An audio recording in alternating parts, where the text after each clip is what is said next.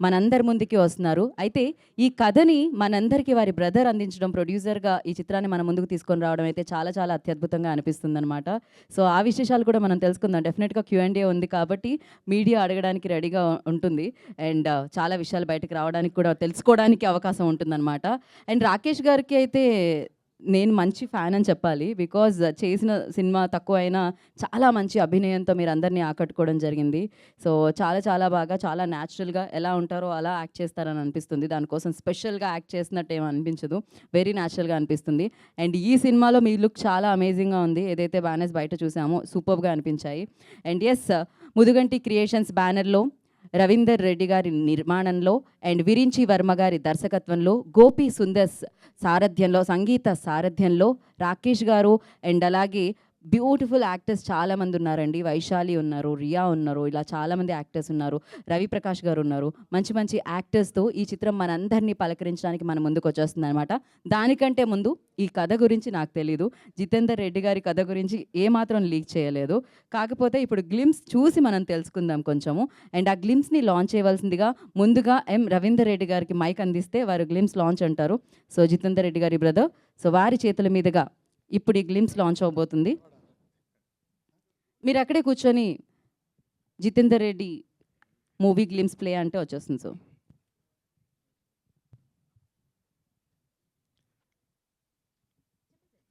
Jitender Reddy movie glimpse play. So lights off, play the glimpse.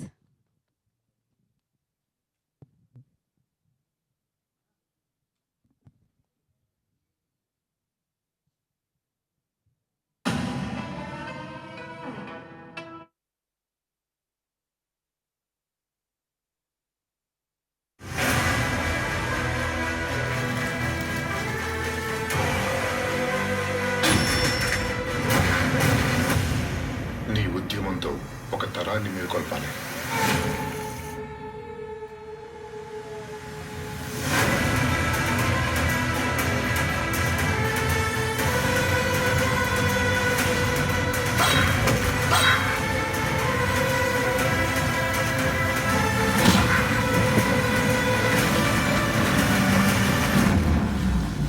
మిమ్మల్ని క్షమించడం అహింస కాదు, అధర్మం.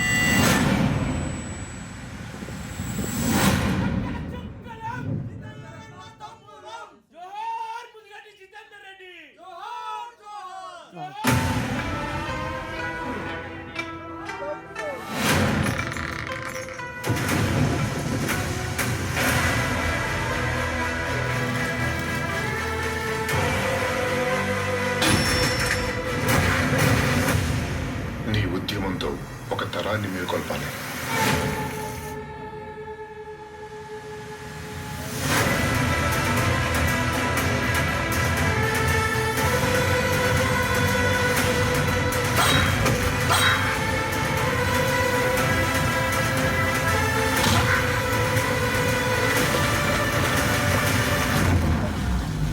మిమ్మల్ని క్షమించడం అహింస కాదు, అధర్మం.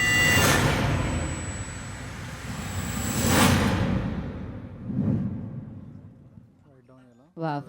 మరి అలాంటి పవర్ఫుల్ మ్యాన్ జర్నీని మే 3న మనం చూడబోతున్నాం. జితేందర్ రెడ్డి గారి కథని మే 3న మనందరం విట్నెస్ చేయబోతున్నాం థియేటర్లో. వారి జర్నీని మనందరం సెలబ్రేట్ చేసుకుంటున్నాం మే 3న. సో యెస్, ఇది జస్ట్ గ్లిమ్స్ మాత్రమే. దీని తర్వాత ఇంకా మనం తెలుసుకుంటూ ఉందాం. దీని తర్వాత we have a teaser, trailer and more videos అన్నమాట.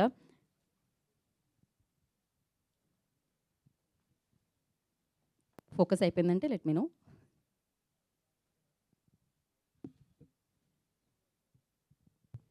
సో, విరించి వర్మ గారిని మళ్ళీ చూడడం చాలా బాగా అనిపించింది. నాని గారి 'మజ్ను' సినిమాతో, 'ఉయ్యాల జంపాల' సినిమాతో వారు మనందరినీ ఆకట్టుకోవడం జరిగింది. దాని తర్వాత ఇప్పుడు 'జితేందర్ రెడ్డి' అన్న సినిమాతో మళ్ళీ సరికొత్తగా ఆకట్టుకోవడానికి మన ముందుకు వస్తున్నారు వారు. వారి డైరెక్షన్‌లో వస్తుంది. ఐ థింక్ చాలా చూజ్ చేసుకుంటుంటారేమో మీరు కథలు. మధ్య మధ్యలో కొన్ని గ్యాప్స్ ఇస్తూ మళ్ళీ దాన్ని ఫుల్‌ఫిల్ చేస్తూ ఒక మంచి సినిమానిస్తూ మళ్ళీ వెళ్తున్నారన్నమాట. ఆయన జర్నీ అలా సాగుతుంది. ఓకే. సో, మరి ఆలస్యం చేయకుండా మనం టీమ్‌ని వేదిక మీదకి ఇన్వైట్ చేసేద్దాము. And yes. ఇది గ్లిమ్స్ కాబట్టి మేము కొంతమంది వచ్చాము. టీజర్‌లో ఇంకొంచెం యాడ్ అవుతారు. ట్రైలర్‌లో ఇంకొంతమంది యాడ్ అవుతారు. ప్రీ రిలీజ్‌లో అందరిని చూడొచ్చు అంటున్నారనమాట. సో, మరి ఆలస్యం చేయకుండా ముందుగా ఈ చిత్రాన్ని మనందరికీ అందిస్తూ ముదుగంటి క్రియేషన్‌ని స్థాపించి జితేందర్ రెడ్డి గారి స్టోరీని మన ముందుకు తీసుకొస్తున్న వారి బ్రదర్ ఎం. రవీందర్ రెడ్డి గారిని వేదిక రాస్తుందిగా స్వాగతం పలుకుతున్నాము.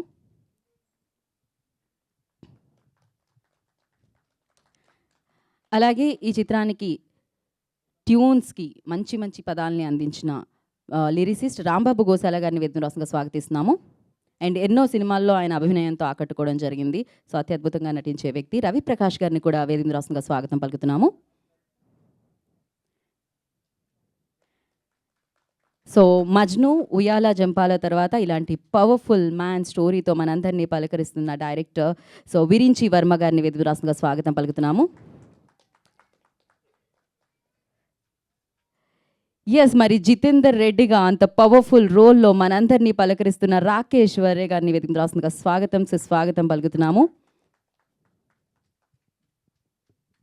ఫస్ట్ వన్ ఫోటో ఆప్ అండి.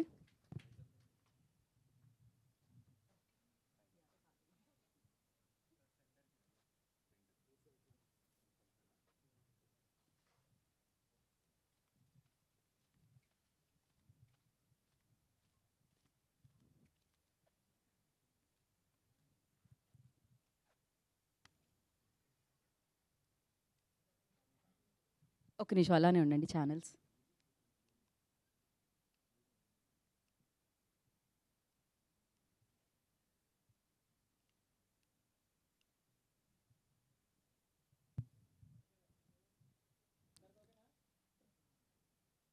ఓకే. యెస్. సో, ఇప్పుడు ముందుగా రాంబాబు గోశాల గారు మాట్లాడతారు. అనుకుంటారు ఎప్పుడు మైక్ నాకే ఇస్తుంది ఈవిడ అని. యాహ్! ఒక్క నిమిషం అండి. ఈ మైక్ తీసుకోండి. అందరికీ నమస్కారం అండి. ఈ జితేందర్ రెడ్డి మూవీ గ్లిమ్స్ రిలీజ్కి వచ్చిన మీ అందరికీ చాలా చాలా థ్యాంక్స్. చాలా మంచి కథతో ఒక పోరాట యోధుడి కథ ఇది. మా ప్రొడ్యూసర్ గారు చాలా ప్రొడక్షన్ వాల్యూస్తో నిర్మించారు. అలాగే మా విరించి వర్మ గారు, నేను 'ఉయ్యాల జంపాల', 'మజ్ను' 2 సినిమాలకి రాశాను. ఇప్పుడు ఇది 3వ సినిమా మా కాంబినేషన్లో. దీనికి అన్ని పాటలు రాసినందుకు చాలా సంతోషపడుతూ దీనికి మ్యూజిక్ అందించిన గోపీ సుందర్ గారికి, కెమెరామెన్ జ్ఞానశేఖర్ గారికి, ముఖ్యంగా మా సినిమాలో హీరోగా నటించిన రాకేష్ వర్రి గారు నిజంగా జీవించారు. అంటే ఒక ఇలాంటి పాత్రలు చేయటం అనేది చాలా అరుదుగా వచ్చే అవకాశం. చాలా బాగా చేశారు. మా టీం అందరికీ ఆల్ ద వెరీ బెస్ట్ చెప్తున్నాను. Thank you very much. Thank you Rambabu గారు. అండ్ ఇప్పుడు రవి గారు మాట్లాడతారు. అందరికీ నమస్కారం. ఇందులో మళ్ళీ పోలీస్ క్యారెక్టరే. బట్ ఎంత రెగ్యులర్గా పోలీస్ క్యారెక్టర్స్ చేసినప్పటికీ కొన్ని క్యారెక్టర్స్ ఏంటి అంటే ఒక సాటిస్ఫాక్షన్ ఇస్తాయి. ఎప్పుడైతే కథలో ఆ సోల్ బలంగా ఉంటుందో ట్రైలర్ చూసినప్పుడు గుండె ఎలా కొట్టుకుంటుంది. నిజంగానే ఈ ట్రైలర్ ద గ్లిమ్స్ చూసిన తర్వాత ఆ బీట్ అనేది I could really feel it. So ఒక ఎంతో స్ట్రాంగ్ సోల్ ఉన్న కథ ఇది. ఈ ఫస్ట్ నాకు విరించి గారు అంటే చాలా అభిమానం. ఆయన 2 సినిమాలు నాకు చాలా చాలా ఇష్టం. ఆయన పిలిచి నా క్యారెక్టర్ గట్టయ్య అనే క్యారెక్టర్ ఏదైతే చెప్పారో, స్పీకర్ రావట్లేదా? ఒక్క నిమిషం కొంచెం లో వస్తుందంట. ఒకసారి కంప్లీట్గా వాల్యూమ్ అంటే పెంచండి. ఓకేనా అండి? చెక్ యా, అక్కడి నుంచి కంటిన్యూ చేసేద్దామా? యా. సో నేను ఈ సినిమాలో గట్టయ్య అనే ఒక పవర్ఫుల్ రోల్ చేస్తున్నాను. ఇది ఎన్నో వేరియేషన్స్ ఉన్న రోల్ అనమాట. సినిమాకి ఈ కథకి చాలా క్రూషియల్ ఈ క్యారెక్టర్. సో విరించి గారు అంటే నాకు ఎంతో ఆ 2 సినిమాలు ఏది 'మజ్ను' కానీ అటు 'ఉయ్యాల జంపాల' కానీ 2 చాలా టచింగ్ సినిమాలు విరించి గారు. అప్పటి నుంచి ఆయన అంటే చాలా అభిమానం. సో నన్ను పిలిచి ఈ చక్కటి క్యారెక్టర్ ఈ గొప్ప సినిమాలో ఇచ్చినందుకు నిజంగా చాలా చాలా కృతజ్ఞతలు. ఎందుకంటే జితేందర్ రెడ్డి అనే కథ నాకు విరించి గారు చెప్పినప్పుడు అంటే ఎంత స్ట్రెంగ్త్ ఉంది ఆ క్యారెక్టర్లో. జితేందర్ రెడ్డి క్యారెక్టర్ చేయడం నిజంగా మై బ్రదర్ రాకేష్ యూనో కెరియర్కే ఒక మైల్ స్టోన్ ఆర్ అదొక అదృష్టంగా నేను భావిస్తున్నా. సో అంత పవర్ఫుల్ క్యారెక్టర్. అంటే ఈ కథ గురించి డైరెక్టర్ గారు చెప్పడమే కాదు, నా ఫ్రెండ్స్ ఎవరైతే జగిత్యాల నుంచి ఉన్నారో వాళ్ళు కూడా జితేందర్ రెడ్డి గారి గురించి చెప్తుంటే నిజంగా రోమాలు నెక్కపొడుచుకోవడం అనేది నాకు జరిగిందనమాట. So very very happy being a part of Jithender Reddy. And ముఖ్యంగా జ్ఞాన్ శేఖర్ గారు కెమెరామ్యాన్. ఆయన ఎంతో శ్రద్ధ తీసుకుని ప్రతి డీటెయిల్ని, అంటే నేను క్యారెక్టర్ చేస్తున్నప్పుడు కూడా ఏ ఎక్స్ప్రెషన్ ఎంత కావాలి, ఎలా స్క్రీన్ మీద ఎలా ప్రొజెక్ట్ అవుతుంది అనేది ఎక్స్ప్లెయిన్ చేసి చేయించారు. So very very happy being a part of it. And డెఫినెట్గా ఈ సినిమా అందరికీ, అంటే చూసిన ప్రతి ఒక్కళ్ళని ఆలోచింపచేసి అరే ఇలాంటి హీరోలు మన సమాజంలో ఇంకా ఉంటే బాగుండు అనిపిస్తుంది అనే నమ్మకం నాకుంది. Thank you so much. Thank you అండి, thank you so much. Yeah, డెఫినెట్గా కొంతమంది కథలు కాలంలో కలిసిపోతూ ఉంటాయి, కొంతమంది కథలు మాత్రం కాలాన్ని కదిలిస్తూ ఉంటాయి అన్నమాట, ఆదర్శంగా నిలుస్తూ ఉంటాయి. అలాంటి కథనే జితేందర్ రెడ్డి గారి కథ అని అర్థమవుతుంది. సో మరి అలాంటి జితేందర్ రెడ్డి గారి కథని వారి బ్రదర్ మన ముందుకు తీసుకొస్తూ ఉన్నారు. సో వారిని మాట్లాడాల్సిందిగా కోరుకుందాం. రవీందర్ రెడ్డి గారు మాట్లాడతారు ఇప్పుడు.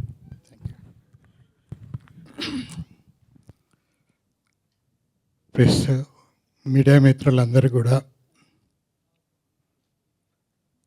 మాకు సహకరించి ఇక్కడికి వచ్చినందుకు అందరూ కూడా కృతజ్ఞతలు.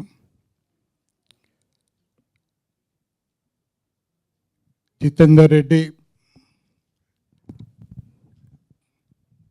తన యొక్క జీవిత చరిత్రను ఇప్పుడున్నటువంటి సమాజానికి అందజేయాలి, ఇప్పుడు జనరేషన్కు తెలియజేయాలనే ఒక తపనతో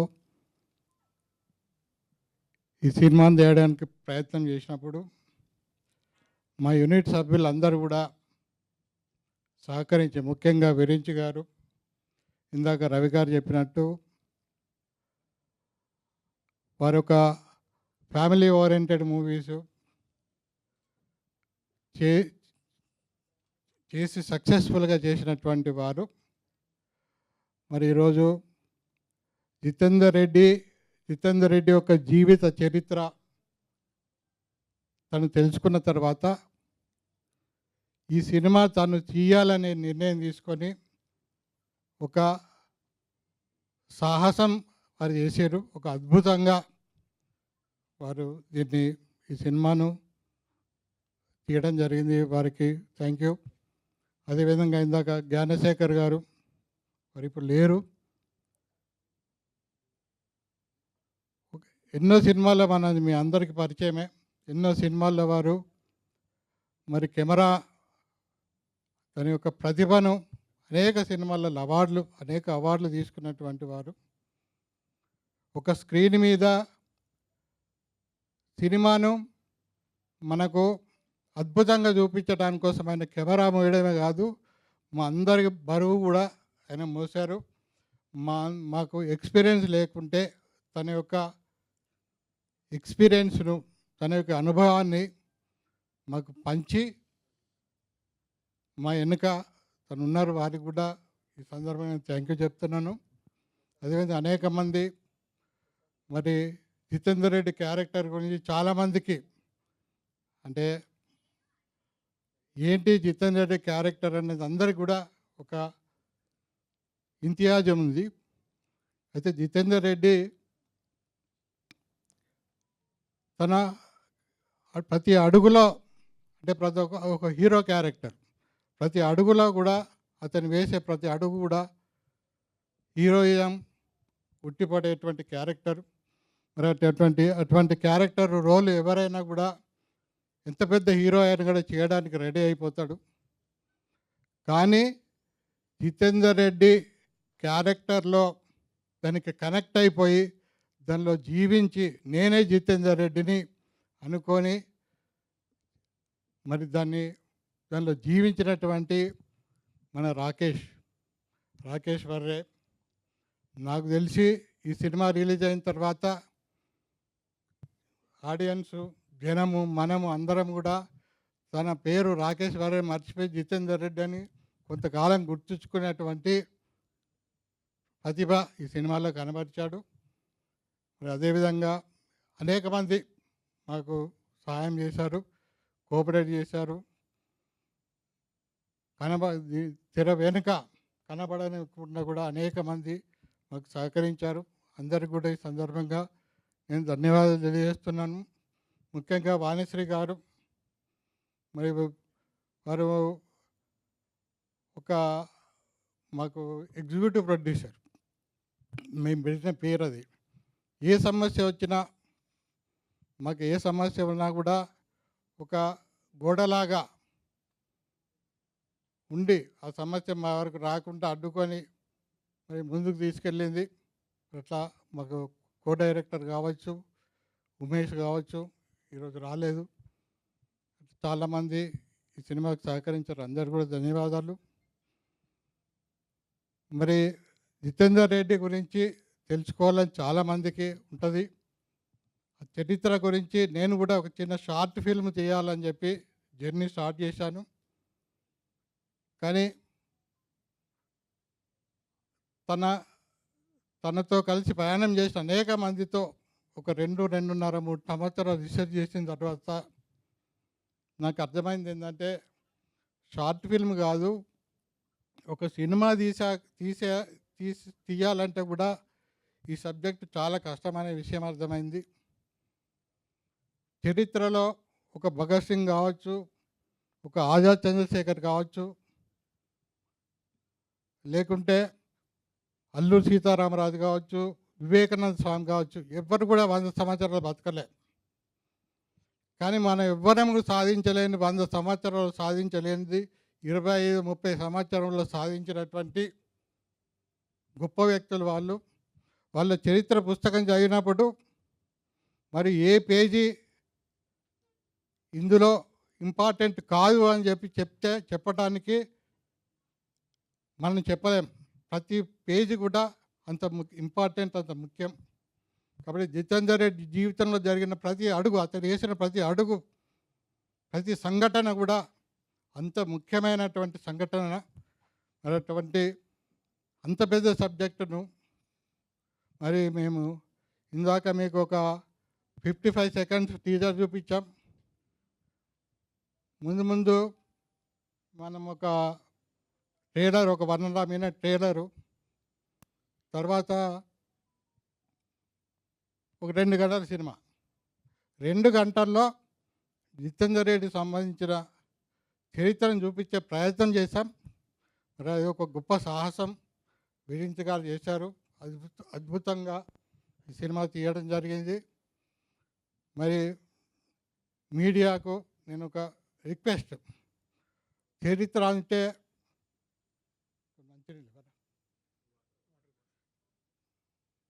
అంటే నిజం చెప్పడం.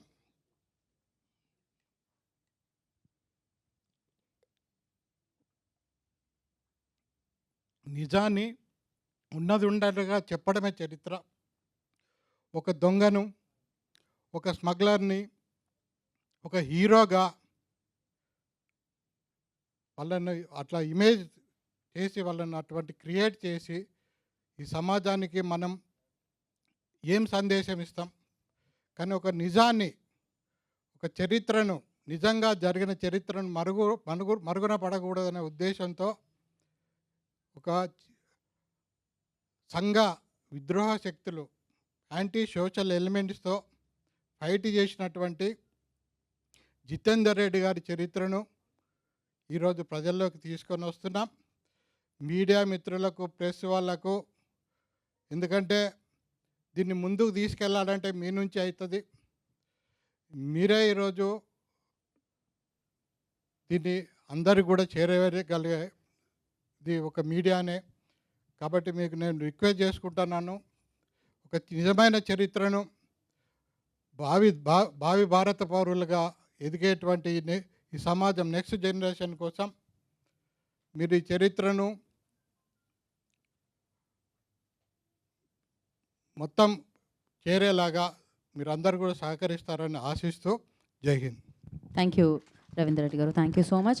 మామూలుగా డైరెక్టర్లు కొన్ని కథలు ఎంచుకుంటూ ఉంటారు, కొన్ని కథలు డైరెక్టర్ని ఎంచుకుంటూ ఉంటాయి. అలా జితేందర్ రెడ్డి గారి కథ ఈ డైరెక్టర్ని ఎంచుకుందనమాట. విరించి వర్మ గారిని మాట్లాడాల్సిందిగా కోరుకుంటున్నాం. అందరికీ నమస్కారం అండి. సో మీకు తెలుసు, నేను అంతకుముందు చేసిన ఈ 2 సినిమాలు కూడా లవ్ స్టోరీసే. నాకు కొద్దిగా హ్యూమర్ అంటే బాగా ఇష్టం. అలా అని చెప్పి హ్యూమర్ ఒకటే కాదు, ఎనీ హ్యూమన్ ఎమోషన్స్, మంచి డ్రామా ఉంటే నాకు చాలా ఇష్టం అన్నమాట. సో నెక్స్ట్ ఇంకా ఫర్దర్గా చాలా సినిమాలు స్టోరీస్ రాస్తూ అన్నిట్లో ట్రయల్ చేస్తూ, కొన్ని ఫెయిల్ అవుతూ, కొన్ని ఎదరికెళ్తూ రకరకాలుగా లేట్ అయింది. సో ఆ మధ్యలో అనుకోకుండా ఒకరోజు జ్ఞానశేఖర్ గారు ఫోన్ చేశారన్నమాట. ఒక స్టోరీ ఉంది చేస్తావా అని చెప్పి, సరే వెళ్ళి విందాం. నాకేంటంటే వేరే వాళ్ళ స్టోరీలు అంటే ఓకే, స్టోరీ బాగున్నా కూడా మనకు కనెక్ట్ అయ్యి, అంటే మనమే డైరెక్ట్ చేయాలంత కనెక్షన్ రావటం అనేది కష్టం కదా. సో ఎందుకు ఎవరు చెప్పినా కానీ ముందే చెప్తాను, నాకు మోస్ట్లీ నచ్చవండి. బాగుంటే మీరు డైరెక్ట్ చేస్తే నేను చూసి బాగుంది అంటాను, కానీ నేను డైరెక్ట్ చేయాలంటే కనెక్షన్ లేకపోతే నేను చేయడం చాలా కష్టం అని చెప్పి మోస్ట్లీ ప్రిఫర్ చేయనమాట వింటాం.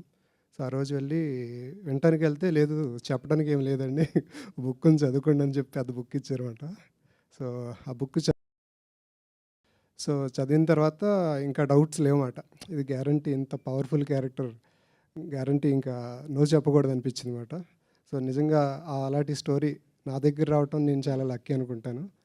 సో నేను తర్వాత ఆ విలేజ్కి వెళ్ళాను. చాలామంది ఆయన ఫ్రెండ్స్ని ఇప్పుడు ముసలివాళ్ళుగా ఉండిపోయి ఇంకా డెత్ బెడ్ మీద ఉన్న వాళ్ళని కూడా కలిసి ఇంటర్వ్యూ చేసి అన్నీ తెలుసుకుంటే అప్పుడు ఆయన గురించి నాకు అర్థమైందన్నమాట. అందరూ ఒకే మాట చెప్తున్నారు ఆయన గురించి, ఆయన లెజెండ్ అనేది వాళ్ళ మాటలు వింటుంటే అప్పుడు అనిపించింది మాట, నిజంగా ఒక మనిషి ఇలా ఉన్నాడా, నిజంగానే ఇలాంటి పవర్ఫుల్ క్యారెక్టర్ నిజంగా నా దగ్గరకు వచ్చింది. నేను చేయగలనా లేదా, ఎలా చేయాలి అనే దాంట్లో నేను బాగా రీసెర్చ్ చేసి ఇది గ్యారంటీ వదలకూడదన్న దృష్టిలో చాలా కష్టపడి ఈ స్టోరీ అంతా రాసుకుని ఫైనల్గా ఇది ఇవాళ వర్కౌట్ అయిందన్నమాట అది. సో దీనికి మాకు బ్యాక్ బోన్గా ఉన్నది జ్ఞానశేఖర్ గారు, కెమెరామెన్ గారు. సో ఆయన ఏంటంటే ముందే చెప్పాను ఆయనకి, సార్ మీరు చేస్తేనే ఈ సినిమా నేను డైరెక్ట్ చేస్తాను, ఎందుకంటే ఆయన అంత పవర్ఫుల్ సినిమాలు చేశారు, పీరియాడిక్ సినిమాలు చేశారు. సో నా ఎమోషన్స్ ఆయనకు బాగా తెలుసు. సో ఆ విధంగా మా ఇద్దరితో టీం కింద చేసామన్నమాట. అలాగే గోపి సుందర్ గారు, సో ఆయనకు కూడా మనకి లవ్ స్టోరీస్, లవ్ పాటలు అని తెలుసు, కానీ ఆయన మలయాళంలో చాలా మాస్ మూవీస్ కూడా ఆయన మంచి మ్యూజిక్ ఇచ్చారు. సో ఈ సినిమాలో కూడా ఏంటంటే ఆర్ఆర్ అంతా చేస్తున్నారు అన్నమాట ఇప్పుడు. సో చూస్తుంటే ఆయన అంటున్నారు, ఏంటిది సినిమా అసలు ఎక్కడ ఆగట్లేదు, స్టార్ట్ అయితే ఎక్కడ మ్యూజిక్ గ్యాప్ కూడా ఇవ్వడానికి లేదు, అసలు ఇది చాలా బాగుందని చెప్పి ఆయన బాగా ఎగ్జైట్ అయ్యారన్నమాట. నాకు కూడా ఇన్ని సంవత్సరాల తర్వాత ఈ సినిమాతోటి ఇంత ఒక మంచి క్యారెక్టర్ని తీసుకుని మీ దగ్గర రావటం నాకు చాలా హ్యాపీగా ఉంది, చాలా ప్రౌడ్గా కూడా ఉంది యాక్చువల్లీ. సో ఇది అందరికీ నచ్చుతుందని నేను ఎక్స్పెక్ట్ చేస్తున్నాను. థ్యాంక్ యూ అండి. థ్యాంక్ యూ విరించి వర్మ గారు, థ్యాంక్ యూ సో మచ్. ఇంకోటి ఏంటంటే నాకు ఇన్ని సంవత్సరాల నుంచి ఇక్కడ ఉన్నా కానీ నాకు తెలంగాణ అసలు రాదు మాట స్లాంగ్. ఎప్పుడు 20 years నుంచి ఇక్కడ ఉన్నా, కానీ ఈ సినిమా అయ్యేసరికి నాకు తెలంగాణ వచ్చేసింది. ఇంట్లో కూడా నేను అప్పుడప్పుడు తెలంగాణలో మాట్లాడుతున్నమాట, ఎందుకంటే ఆయన క్యారెక్టర్ ఇన్ఫ్లుయెన్స్ అంత ఉందన్నమాట. సో ఆ విధంగా and the fun note I can end it like that. డెఫినెట్గా. So thank you so much. So yeah, ఇప్పుడు నాకే ఇమీడియట్గా అంటున్నారు రాకేష్ గారు. అప్పుడేమో ఎవరికి చెప్పొద్దన్నారు, ఇప్పుడేమో history need to be told అంటున్నారు, ఇప్పుడు చెప్పాలంటున్నారు అందరికీ. సో ఎస్, మరి ఆలస్యం చేయకుండా the finest actor of this industry Rakesh Varre will speak now. Check. అందరికీ నమస్కారం. ముందుగా మీడియా వాళ్ళందరికీ నా స్పెషల్ థ్యాంక్స్. అక్కడ మార్నింగ్ ఈవెంట్ ఉన్నా కూడా మీ టైం తీసుకుని ఇక్కడ వచ్చినందుకు thank you so much. It means a lot to us. మీ అందరికి తెలిసిన విషయమే, నేను క్యారెక్టర్ ఆర్టిస్ట్గా స్టార్ట్ చేయి మిర్చి, బాహుబలి, గూఢాచారి ఇలా చేస్తూ ఎవరికి చెప్పొద్దు అనే సినిమాతో హీరోగా వచ్చాను. ఆ సినిమా సక్సెస్ అవడానికి కారణం ఇద్దరు, ఒకరు ఆడియన్స్ అండ్ ఇంకొకరు మీడియా వాళ్ళు. నా నమ్మకం ఏంటంటే లైక్ హానెస్ట్గా సినిమా తీస్తే మీడియా వాళ్ళు, జనాలు ఎప్పుడు ఎంకరేజ్ చేస్తారని. అది ఆ సినిమాతో ప్రూవ్ అయింది. ఇన్ఫ్యాక్ట్ మీకు గుర్తుంటే అప్పుడు ఒక టఫ్ సిచ్యువేషన్లో నేను ఉన్నానని మీకు వచ్చి షేర్ చేస్తే మీడియా వాళ్ళే వచ్చి ఆ సినిమా చూసి మేము ఆడియన్స్కి తీసుకెళ్తామని మీరే తీసుకెళ్లారు. సో ఆ గ్రాటిట్యూడ్ నాకు ఎప్పటికీ ఉంటుంది. అందుకే మేము అందరం మా first step like good step అవ్వాలని, ఒక మంచి ఇంటెన్షన్స్తో మూవ్ అవ్వాలని ఫస్ట్ ఇలా గ్యాదర్ అవుతాం మీడియా వాళ్ళతో. ఇక్కడి నుంచి కిక్ స్టార్ట్ చేద్దామని అనుకుని ఇలా మేమందరం గ్యాదర్ అయ్యాం. అండ్ ఈ సినిమా గురించి, నేను ఈ సినిమాలో ఉండటమే ఒక చిన్న మిరాకిల్. అంటే నేనున్న సిట్యువేషన్లో అప్పుడు ఎవరికి చెప్పేది తర్వాత హీరోగా ఇంకొక సినిమా చేస్తున్నాం. అది ఆల్మోస్ట్ ఒక 10 డేస్లో అయిపోద్ది. అండ్ దాని తర్వాత ఇంకో నెలలో ఇంకొక సినిమా స్టార్ట్ అవుద్ది. అప్పుడు ఈ సినిమా వచ్చింది నాకు. నేను ఈ సినిమా చేయాలంటే 2 సినిమాలు ఆపాలి. అండ్ ఓన్ ప్రొడక్షన్ అది కూడా. సో ఇలాంటి టఫ్ సిట్యువేషన్లో వెళ్ళి నేను మా ఎగ్జిక్యూటివ్ ప్రొడ్యూసర్ కేతన్తో వెళ్ళి నో చెప్పేద్దాం కేతన్, ఇది కరెక్ట్ కూడా కాదు అంటే ఆడిషన్ ఇచ్చా అప్పటికి. సో వీళ్ళకి నచ్చి పిలిచారు. సరే నో చెప్పడానికి విరించి దగ్గరికి వెళ్ళిన తర్వాత రాకేష్ ఒకసారి స్టోరీ నరేట్ చేస్తా అని స్టార్ట్ చేశాడు. సరే మన లోపల ఒక క్రియేటివ్ మనిషి ఉంటాడు కదా ఎప్పుడు. సరే స్టోరీ విన్న తర్వాత అప్పుడు నో చెప్దాంలే అని, నచ్చకపోతే. సో ఎప్పుడైతే స్టార్ట్ చేశాడో నరేషన్, నా మైండ్ సెట్ స్లోగా చేంజ్ అవ్వడం మొదలుపెట్టింది. ఆ 1980s ఉన్న వరల్డ్, అక్కడ జరిగే ఇన్సిడెన్సెస్, క్యారెక్టర్స్, జితేందర్ రెడ్డి గారితో పాటు ఇంకా గొప్ప గొప్ప క్యారెక్టర్స్, ఇంత పెద్ద క్యాన్వాస్లో అసలు ఆ సినిమా అవుతుందా అని ఎప్పుడైతే ఇంటర్వెల్ వచ్చిందో ఈ సినిమాలోనే ఉంటే బాగుంటుందేమో అనిపించింది. సరే సెకండ్ హాఫ్ ఇంకా మొదలుపెట్టాడు. సెకండ్ హాఫ్లో ఇంకా అంతా ఆల్మోస్ట్ లైక్ ఒక హై రైజ్లో వెళ్ళే మూమెంట్స్. నేను ఎప్పుడైతే ఆ క్లైమాక్స్ విన్నానో అప్పుడు అనిపించింది ఈ సినిమా ఎట్టి పరిస్థితుల్లో నేను చెయ్యాలేమో అని. కానీ ఈ సినిమా చేయాలంటే ఆ 2 సినిమాలు ఆపాలి. సో అప్పుడు వెళ్ళి నేను మా ఇద్దరు డైరెక్టర్స్తో షేర్ చేసుకున్నాను. ఇలా ఒక మంచి సినిమా ఉంది, మంచి కథ విన్నాను. ఏమీ అనకుండా ఫస్ట్ వాళ్ళిద్దరు ఏమన్నారంటే ఆ సినిమాలో వెళ్ళి చేయండి, ఎందుకంటే మంచి కథలు దొరకటమే కష్టం. అండ్ డైరెక్టర్ ఏం విరించి వర్మ అని. So first of all I have to thank my 2 directors. ఒక డైరెక్టర్ ఇక్కడే ఉన్నాడు, యాకూబ్ అలీ అండ్ శంకర్. వాళ్ళ వల్ల ఆ సినిమాలు ఆపి ఇప్పటివరకు ఇంకా స్టార్ట్ కూడా అవ్వలేదు, ఆపి సినిమా చేయడం జరిగింది.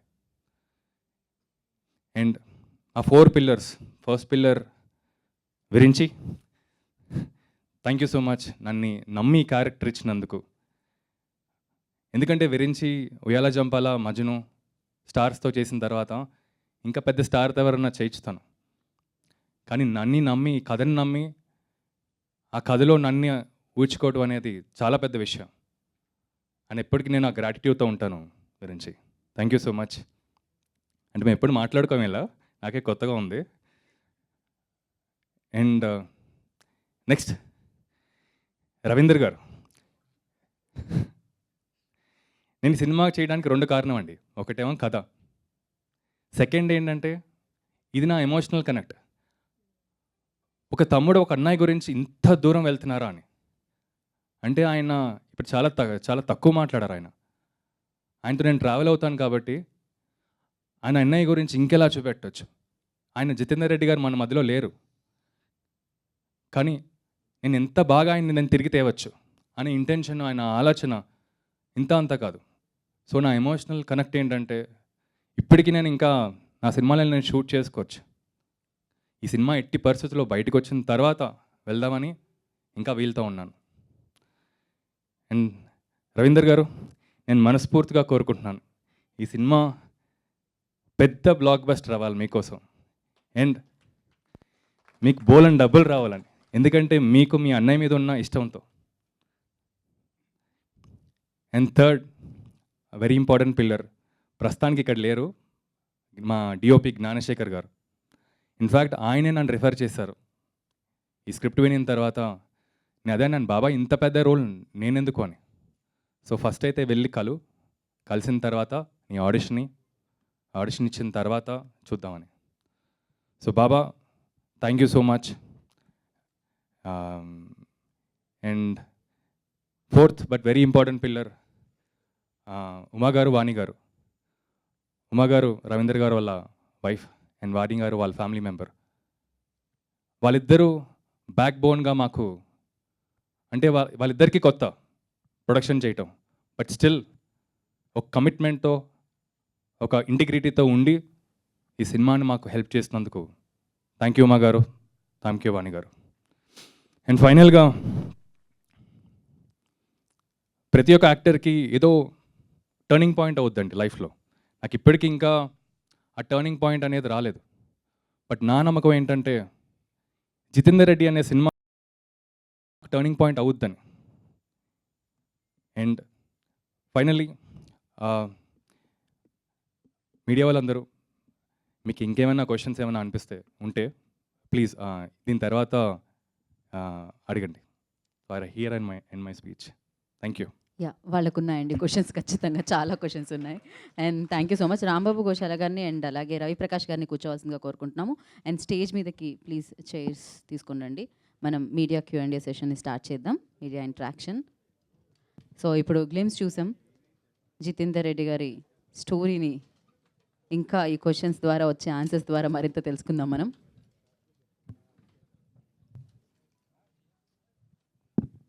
ఓకే, మైక్ పాస్ చేయండి మీడియాకి.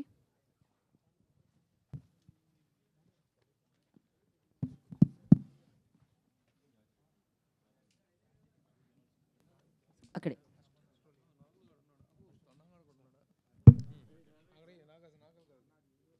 నాగేంద్ర గారు ఉన్నారు ఇక్కడ. ఎలాగో నాగేంద్ర గారు అడగాలి, మీరు అడగాలి. ఎక్కడి నుంచి మొదలుపెట్టినా పర్వాలేదు. యా, ప్రభు గారు మీరు కూడా ఇటు వచ్చేయండి నాగేంద్ర గారి దగ్గరికి. బ్యాక్ టు బ్యాక్ అడగొచ్చు. ఫస్ట్ సీనియర్ జర్నలిస్ట్ అందరూ అయిపోయిన తర్వాత మనం వెళ్దాం నెక్స్ట్ క్వశ్చన్కి. అంతే, రెడీ. విరించి గారు,